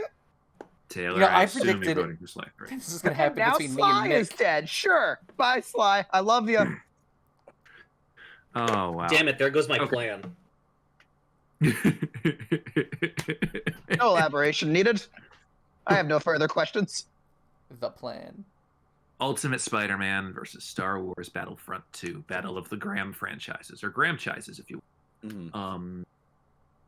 We start with Christian. Star Wars Battlefront 2. Thank you. Mick. Star Wars Battlefront 2. Thank you. Clanky. Star Wars Battlefront 2. Son of a Thank bitch. you. Fuck. Graham. And Peter should have watched out for those wrist rockets, am I right? Star Wars Battlefront 2. Taylor, what are we thinking? I like Spider-Man more than Star Wars, so Spider-Man. 4-1. To 4-1, but I contextualize, still appreciate it. to contextualize my freak out, I just lost another space on my bingo. How do you lose spaces? By things that could only happen during a certain time. Yeah, I lost okay. one of those in the last Yeah. round. You can only do Battlefront one. you can only do Star Wars loses to Spider-Man at 11:39 at night once. Yeah. I know, and you know what? I was so close. And that Look, is I- exactly the kind of thing Christian puts on his card. It's because you're all cowards. I make the best bingo cards. Anyway, Oh, I'm 100% a coward. see, Mick gets it. Yeah, Nick has a blackout. Anyway. All right. Pokemon XD, RAR, Nuzzles, Lumps. Nuzzles you. Oh Gale god, I gotta Darkness, add that. Hold on. versus Psychonauts. Christian. Can't believe this is going to be the first time I'm voting for Psychonauts. I really like this game. Sure you do. Mick. Psychonauts. Clanky. I'm gonna give this one to Pokemon Roar notices your bulge while glomping you and nuzzling you. XD low Gale Fucking Darkness. Fucking hell. This is starting to feel like that one Lord of the Rings game. Yeah. Yes. Peter Jackson's Pokemon Roar notices. Psycho. Nuts. Psycho. Super Nuts. hot. Psycho. And Nuts. Taylor for posterity. I didn't even get to talk about all the mind puns in this game. There are figments of imagination to collect. You sort out literal emotional baggage, and you collect mental cobwebs. Of course I'm voting for Psychonauts. Cool. All right. So we go on now to Oh, is Pokemon Emerald. dead? That's crazy. No, because we have Pokemon Emerald now versus Pokemon never dies, Clanky. They just get really big boo-boos. Pokemon Emerald versus Mario Superstar Baseball. Yes, that was a George. What? I don't think we need to know what that was a reference to. He Yes, makes you a did. pun a minute. So you only need to hear 9 out of 10. And the 10th one is usually sexual. Yeah. So is the 9th and 8th and 7th and 6th, but Yeah, the 6th and the Who's 9th, counting? most, especially. there, see? You did, you done it again, Jordan. Yay! We All right. go back to Mick starting with this one. I got Superstar you. Baseball, obviously. Cool. Clanky. Oh, that's a Pokemon. Yeah. Graham. Graham, please. I've only played one of these games, Nick. That doesn't have to mean any. Yes, it does. Vote with your heart. You know it to be true. Just look into Especially, your heart. especially if your heart says baseball. No matter what happens. me In fact, and Mick are only if your tight. heart says baseball. Me and Mick are tight. No matter what happens. There's nothing that can bring down our friendship. I know that for. That's not true, Graham. I untied the knot. I know that. I know Graham, that your for a friendship fact. with Mick has always been spotty at best. Oh my god. How many times did you go to lunch with Mick? None. That's why I know we're such good friends. Yeah. Because you Graham, Mick- no, because he friendships where can't. Friendships go to die. No. Here's the thing. Me and Taylor have gone to lunch together. But we haven't like especially made it a thing. We've just met up for lunch occasionally. But back when we were up at college. Okay, we just met up. Here's the thing, Graham. Me and Taylor, we can't count the amount of times we went to lunch because we didn't keep track of it because it didn't matter to Because us. it's such a normal part of our friendship. Wait, Also, we went to going lunch together. didn't matter to you? Wow, that sounds like such Graham, great friends. just hurt me and be done with it. This is like the previously you're- on of a really Graham and- bad soap drama. Come on. Graham and Mick, you guys are the reason that Shazam 2 flopped. Pokemon and Emerald. Yeah. We're recording this even before Shazam 2 comes out, and I already know it. Actually, no, it's out now. It is Yeah. flopping. It came So- out. It's great. Wait. Sorry, I think we were going for two different things. I'm sorry. No, it's not. Taylor. Christian, do one cool thing today, please. Mario Superstar Baseball. Please, Christian, please. Christian, don't listen to them. And all right? as is tradition, it is time for me to become the villain of their stories. No, it's not You've a been villain. the You're the villain hero. this whole You're doing season. everything correct. Do not listen to them. Great. Yeah. I am voting. Join me, Anakin. I Let am the voting. rage Jordan, flow do you through hear you. me? I'm voting for Pokemon Emerald. Yeah. Yes. I had that in a good minute ago. Anakin, good. Taylor, this is all your fault. What? Zachary Levi, this is all your fault. Fuck you. You eat too, Mick? You were the one who put Pokemon Emerald on the bracket, and I said It was no, an don't, because I don't want to talk about honorable that Pokemon game. It was Taylor. It's okay, because one of your games is up against... Oh, look, it's What- up against that franchise everyone really likes. No, but it's my wild card, so it's probably going to lose. Uh-huh. Psychonauts for Battlefront That's what you 2. said about Mini Metro, you son of a bitch. Oh, I'm sorry. I'm sorry. Yeah, that statement doesn't work anymore, Chris. Jordan, 2 of your wild cards have won. against my better judgment, yes. Mick. Fuck, man, I don't know. Come back to me. All right, Clanky. This is tough because like I feel bad that I haven't been voting for Psychonauts, but like Oh, your heart. Oh, you feel bad. You feel bad, Clanky. Yeah, I do. That's Another why I said fucking it. Pokemon game is gonna win the fucking bracket, okay? No, it's Yeah, not. that's- I wouldn't go that far. Dude, like I don't know. Has a Pokemon game ever won the bracket? Actually, Yes! No. No. Yes, it has! When? Pokemon Black. No. Pokemon Black and White. That didn't win. It didn't win. Pokemon Black, neither Pokemon Black nor White nor Black 2 or White 2 won.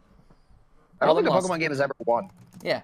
Pokemon game has never won the Pokemon game bracket. has never won. That's neither here nor there. Clanky, what do you vote for? Dude, I don't know. he said- I guess he I'll vote said- for Psychonauts. Oh, Okay. huh. A Pokemon game has never won. Interesting. Okay. Yeah. But it just Graham. wreaks so much havoc and kills a bunch of better games. It's like it's the Yes. fucking destroyer. Graham. Beerus the Uh, Pokemon. Much love to Psychonauts. Only one of these I have spent a year in. So, Star Wars Battlefront 2. Awesome. Taylor, I'm pretty sure what you're voting for. Richard Horvitz plays Raz, you guys, and he's Oh, cool. fantastic. He's awesome. Destroy us Psychonauts. all. All right, Christian. It's gonna be Psychonauts. Yeah. Well. And Mick for prosperity. Does it not matter? It doesn't. Then Star Wars. Yeah. Well, it had a good run. Oh well. Proud of it either way. Shadow of the Colossus versus Mario Kart DS. Well, since this is clearly the best Mario Kart since Mick voted for it over Pokemon, then clearly it's got to win here. Don't you dare. No, wait, okay, you know what? I don't care if you vote for Mario Kart DS. Yeah, If no, any it of doesn't you- matter. What doesn't matter? Yeah. All right. It's still starting with Mick. Shadow of the Colossus. I really thought Yeah. you were going to vote for Mario Kart. I'm disappointed. None of you, please There don't should be a hurt Mario me. Kart stage on a Colossus. Mario Kart DS, more like Mario Kart Disappoint. Now I want Shadow Colossus, like the Colossi to be in Mario Kart, but like not Wander. I want like the actual like 100-foot tall Colossi to be driving little carts. Yeah. Malice just in the tiny go-kart with the baby wheels. I was thinking like he wears them like roller skates. No, it's funnier to imagine him shrunken down to like the normal size, like the B. Yeah. Clanky. The B. Well, let me ask you this, Jordan. What game has the better mounted controls? Shadow of the Colossus or Mario Kart? Shadow of the Colossus. Did you not Why even are you talk about the asking horse? me? I don't It's know. Mario Mario Kart, Kart Clanky. DS has turbo drifting, so I might have to give it to that. Yeah. Graham. Graham. That sounds like Mario Kart music to me. Yeah, it's Airship Fortress. That's Shadow of the Colossus. Please don't make me the swing vote. I beg of you. Yeah. Taylor. I'm making you vote this way, Christian. Mario Kart DS. Christian. Fuck Christian, I you, like Taylor. it. I like it. Christian, I like it when you beg. Mario Kart DS. Oh my god. Whoa. Whoa. Mick Alright, left. Oh. I think this counts as him hating me now. Oh my god. Dude, this Mick shit's just crazy. fled the interview. He did say He's- Shadow of the Colossus loses. He's done. He's off. He is. Oh my god. Did we just lose Mick? Oh, he actually went offline. Oh my god. Oh. It's funny because if I thought anybody was going to go offline during this, it was going to be me. But He voted though, right? We can see. Yeah, Yeah, he he voted. Yeah, the did. vote's already done. Yeah, he was. yeah, I Mario already Kart. put the Yes. vote in. Yeah. How you guys doing? Unless a big bolt of lightning struck his house and that know, would fried his power. honestly, that would be amazing. That would. You know what? Honestly, that would be hilarious. He's like offline too. That shit's crazy. Should I like Mhm. text him? I genuinely we you might can't have go to. on without him. I'm gonna text him and I'm just gonna say I'm sorry, even though I'm not really sorry because I like Damn. I like Mario Kart DS more. Who knew Mick was Yeah, going to be the breaking point? at the end of the day. He kind of foreshadowed it in the talking of in the. Okay, all right. Okay, he's here. Oh, well, I just remembered that Shadow of the Colossus still has a chance in losers. Oh, okay, so we have this threat. It does, To but continue. it's against Psychonauts, and then Mick and Taylor. Well, it already has gone against Psychonauts, actually. So, Mick, Yeah. you'll have an incoming text that just Well. says, I'm sorry. Hope Let's you just- enjoy. Okay. Oh, so I do. Mario and Luigi Partners in Time versus Resident Evil 4. We're still starting with Mick. Mario and Luigi Partners in Time. Okay. Clanky. Wow. Mario and Luigi partners in time. Oh. Graham. Resident Evil 4. Taylor. Taylor, come with me on this journey. Taylor, you know what to do. Do I have to be the guy who picks the horror game over the Mario game? Oh, Taylor, that's Taylor, tough Taylor, to hear. come with me on this journey. Christian, you're voting for Resident Evil 4, right? Without a shadow of a doubt. Taylor, it's her chance. Taylor, I don't know, Mick. I don't ask for much. I really don't. Taylor, please, our vengeance will be so sweet. Mick, why do you care so much? Because I want to see Christian suffer. Oh, perfect. I can mark that red instead of blue. It's Clanky's pick, though. It's not Christian's. I don't care. I know he loves Resident Evil 4. Nick, Mick, if you think like I give Mario a and shit Luigi. about If the it was- Yearlies, then you have another thing coming. If it was any other Mario and Luigi game other than Dream Team's bad. Maybe, but I'm sorry, Resident Evil 4. Damn it. Whoa. Well, that sucks. Holy I crap. can't just be the guy who votes for Mario because Mario is on the screen. No, that's not what I'm doing. I just want. I just. Listen, All Nick, right. I'm just as surprised as you are, but it's just the Yearlies. Do you guys It's- know how it's- fucking much it's I only played a Mario year. Kart DS? Look, Mick, I'm Well, about to okay. get my Mick, I'm about to get my soul crushed now. Unless in the last 3 hours, Graham has decided that he would rather play a joyous game than a sad game. That's Well, really what this next round is going to be about. Let's we figure it have out. Shadow of the Colossus versus Psychonauts. The voting order has shifted. It is now Clanky's turn. Psychonauts.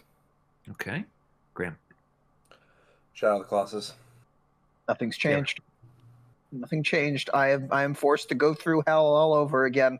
Raz, my buddy, my pal, my friend. I'll see you in 2021. Psychonauts.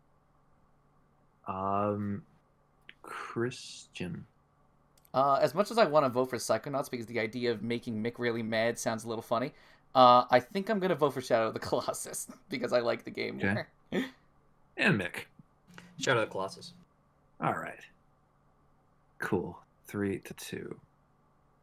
Mario and Luigi Partners in Time versus Pokemon Emerald. See, this is where I thought Resident Evil 4 was going to be. Interesting. Clanky. Well, Mario and Luigi, it's been a very good run. I'm voting for Mario and Luigi. Oh, really? Okay. Yeah. Okay. Graham. I choose the Chaos Emerald.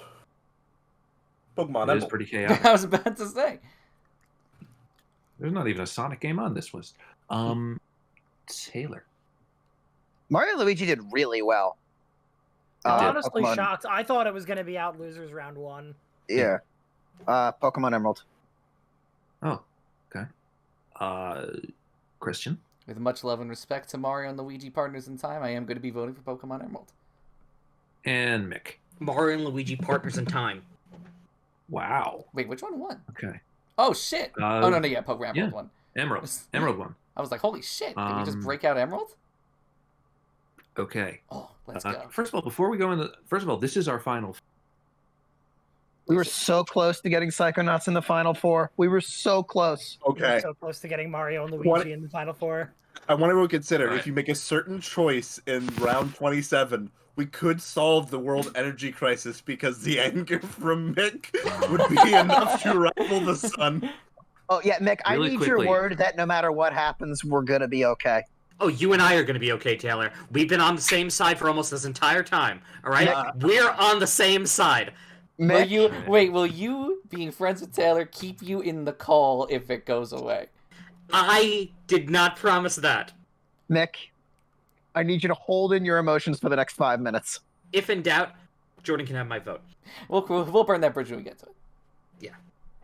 That's what the Yearlies is all about, burning bridges. Yes. That is kind of what the Yearlies is about, other than just, being friends and then not being friends for a bit. Too real. Very real. Shadow of the Colossus versus Pokemon Emerald. This is like another battle of gods, honestly. It is. It really is. And I'm kind of surprised that Shadow of the Colossus got this, because it means that in 2018, the worries that us putting on the list means that we wouldn't have to say things about it in 2005 were unfounded, because we've said so much. I'm actually really happy that even if we'd had our jokes with it then, that we still have it here and it's gotten to the final four. I have more puss notes if needed. I'm crawling with puss notes, but that's not about video games. We start with I think we're still starting with Clanky, right? Yeah. Probably. Oh man. Oh god, I don't want to say it. Have mercy on the poor wizened child. But like, the fact that it's the fact that I've owned this game for over 10 years and have never touched it, I think speaks volumes. So I have to vote for Emeralds. Okay, I'm fine. I understand. You haven't played the game. I understand Clanky. I understand. It should be Graham, right?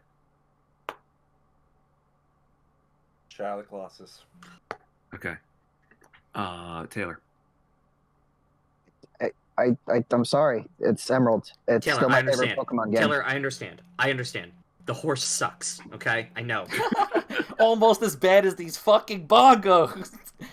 I can't believe that just came out of your mouth. Is it my vote? Go. Yeah. Christian, yeah. I'm sorry about the bongos. Shut up. There's only so much I can suspend. No, wait, no. That would have been if I was voting the other. Wait. Yeah. What was I gonna vote for? He doesn't know what you're voting for. No. I was about to word the vote like I was voting for Pokemon Emerald, but then I was like, wait a second, I want to vote for Shadow of the Colossus. So I'm gonna do that. I'm voting for Shadow of the Colossus. Okay. I think Mick bullied the vote, but okay. He didn't bully the vote. I barely played Emerald. Mick, that means you're voting for Shadow of the Colossus, right? No, but for Hey Emerald. guys, what if I Voted for Pokemon Emerald now. Well, then he's become the Joker. Then he's an agent of chaos. Do it. Do it. Nick. Yes. Do it. This Do it, is coward. Mick's get out of the room moment. Mick, I beg you to do it. It's going to be the greatest thing in Yearly's history. Stick to your You guns. left the call. We're angry. Come on. Do it. Do it.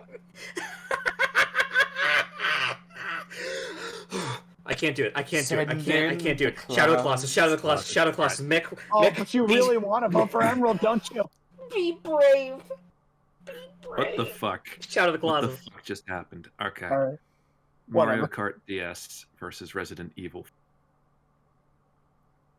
It'd be so now- funny if Mario Kart DS won this round. It would Don't be. you dare. If it would be. won the bracket, I think I'd laugh forever. Me too, but but I'd also start committing crimes, so I don't think we want that to happen. We still start with Clanky. Like genuine crimes, like internet piracy and tax evasion. Okay, yeah, those are cool. Yeah, small ones. Clanky. Mario Kart. Graham. 4 score and Resident Evil ago. Very good. Taylor. I don't know. Cool spot. Come back to me. Okay. That was a vote for Christian. Professor Layton in the Unwound Future. I'll put that in. Resident Evil 4. Mick. Resident Evil 4. Taylor for Thank you very much, prosperity. friends. What is the vote? 3-1 Resident Evil. Yeah, Resident Evil. 4-1 it is. Okay. Resident E. No. Load. It's gonna take a couple tries, There we go. perhaps. All right, yeah. Mario Kart DS versus Shadow no, of the I can't go Colossus. through this again.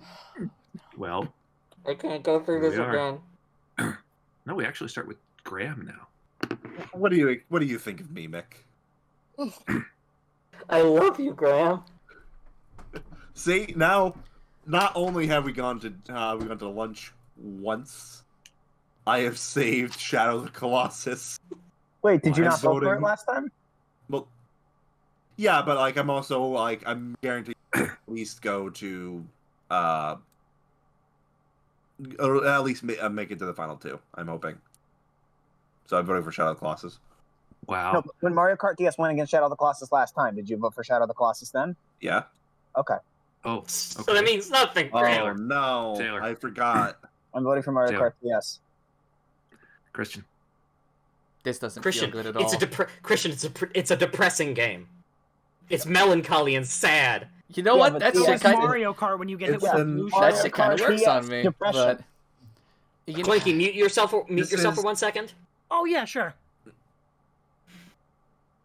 It's no, I was gonna spoil the ending, but then I realized no, because that'll actually. I already know the ending. Yeah. Oh yeah, you know is- the ending, so you Yeah. know that. Look, I'll just say this now. I think if I had played Shadow of the Colossus, I would be voting for it. I think But Clanky, you're good. Mario But you Kart. can play Shadow of the Colossus, so come on. All right, let's go play Shadow of the Colossus right now. But no, I gotta vote for Mario Kart DS. I'm so sorry. Yeah.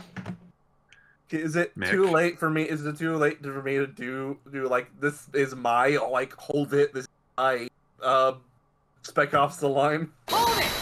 Well, would you like to? I think you can.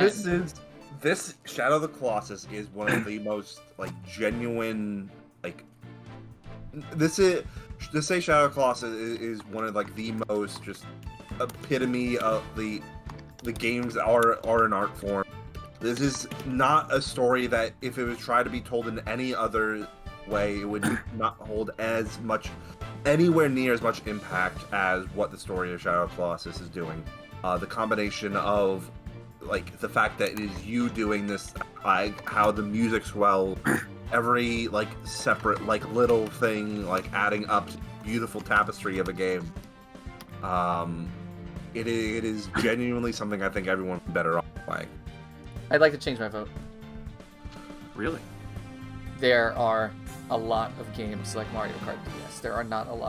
There's not a single other game like Shadow of the Colossus, except for Shadow of the Colossus, but we don't And talk Plus, about obviously. that. And Yes, Plus. and plus. But Shadow of the Colossus is just, it's the type, like, if I were to play Mario Kart today, I would just boot up Mario Kart 8 Deluxe.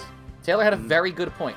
He made an excellent Leave point. me out of this. Just keep me out of this, Christian, and vote.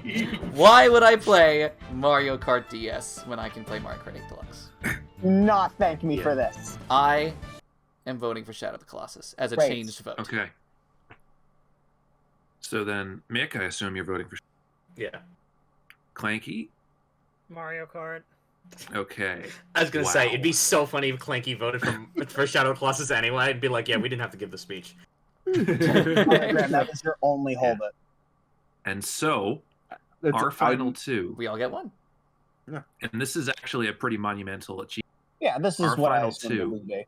Yeah. Well, let me just say this. Our final two is between Shadow of the Colossus and Resident Evil 4. So it's technically a Graham pick versus a Mick pick, which doesn't happen very often. No. It was also my number No. one. And also a Christian pick, but you know. And you know what? I have to say, whatever happens at this point, I'm fine. Okay. This is a pretty solid not the final two I thought we'd be getting, but two. We start with Graham. Man, those shadows really are colossal, aren't they? Mm-hmm. Taylor. That resident is really evil. 4. Yeah, they are. Christian. Yeah. Resident Evil 4, as I said earlier, is one of the most important, impactful games of my entire life. And I think the journey that I had with Resident Evil 4 as I grew up and got better at the game to get further and further, like, was it felt like growing up with the game. It's like how everyone grew up with the Toy Story movies. I grew up with Resident Evil. Yeah. And it's a bit weird. That says a lot about him. Yeah. And there's It so many does. memorable moments, so many wonderful pieces of charm and stuff you wouldn't even think to see in like in equivalent Resident Evil games, which are great in their own ways, but Resident Evil 4 has its own way too. And I've made it very clear how much love and respect I have for Shadow of the Colossus, but the amounts of love and respect I have for Resident Evil 4 is unquantifiable, and I am voting for that. Of course. Mick? Shadow of the Colossus, and I have to say, if Shadow of the Colossus, if Resident Evil 4 does beat it, I have never been best. I don't feel like it could have been bested by a more worthy adversary. Wow. Same here if Resident Evil 4 loses. Well, Clanky, it's up to you. Is it really up to me for two games that I really just don't care about? Yeah, it is. What if I flipped a coin? No coin flipping. Give it to me, it'll be funny. Care though. You're the civilian deciding who wins the Super Bowl. Well, okay, Clanky, can I ask you something? Which of these games do you own? Nick, I think the whole that's already been played. Yeah. I own Shadow of the Colossus, which is true. But I've had a PS2 for years and I haven't fucking ever even wanted to play it, so I don't even really think that that's like a good point. I'm trying to find something. You'd be fine. Clanky, just think of what you do know about these games, and just from that knowledge alone, see which one interests you more. Like, which of these games would you rather play if you had both of them in front of you? The only thing I know about Shadow of the Colossus is, like, you scale big boys, and the only thing I know about Resident Evil is, what are you buying? What are you selling? That is a fun line. I'll buy it at a high price. I think, but this isn't good against Resident Evil, because, like, the thing that I do know about it is that the Ashley missions kind of suck. They don't. But whatever, I don't need to defend the game, but they don't. They don't. Ashley, get in the dumpster. Yeah. I don't know. Bitch dumpster. Bitch dumpster. What if I gave the final vote to Jordan? Can I just do Yeah, that? what if you gave the final vote to me? It's better than a coin flip. So. Alright. Yeah, alright, Jordan, take it. It's all yours, buddy. Jordan, you're deciding the winner of a Yearlies. Fuck. Fucking hell. Okay. You see, the thing is because I've followed this bracket all the way, I know the emotional stakes. I know which game here is the underdog, and I know which game here means the most to some people here. And I also know, it's funny because way back, like in like one of the earlier Yearlies, I was given the choice. Somebody gave up their vote. I think it might have been Mick or somebody. It was a Resident Evil game and something else. And while I don't have it's weird because I'm only slowly getting into horror, but I do have some interest in some of the Resident Evil games, especially the ones that that aren't as scary and more atmospheric and more have more game things going on. And even if it goes against my being, I do have a lot of interest in those, and I voted for whatever Resident Evil it was in 2011 or 2012. And so here I am staring at it, and it seems like the better of the two games and the one that I think I would more likely be playing would be Resident Evil 4. There you go. And so that's what I'm going to vote for. I'm sorry, Mick, if this had to come down to me. No. But... Well, that's what I said. I don't look. There's only two things that I didn't want to happen: to lose to Mario Kart DS and Pokemon Emerald. The Mario Kart DS victory was wild. Graham coming in clutch with the save for it Shadow. Lost to an excellent game. All right, the winner of the 2005 Yearlies is of course Puss.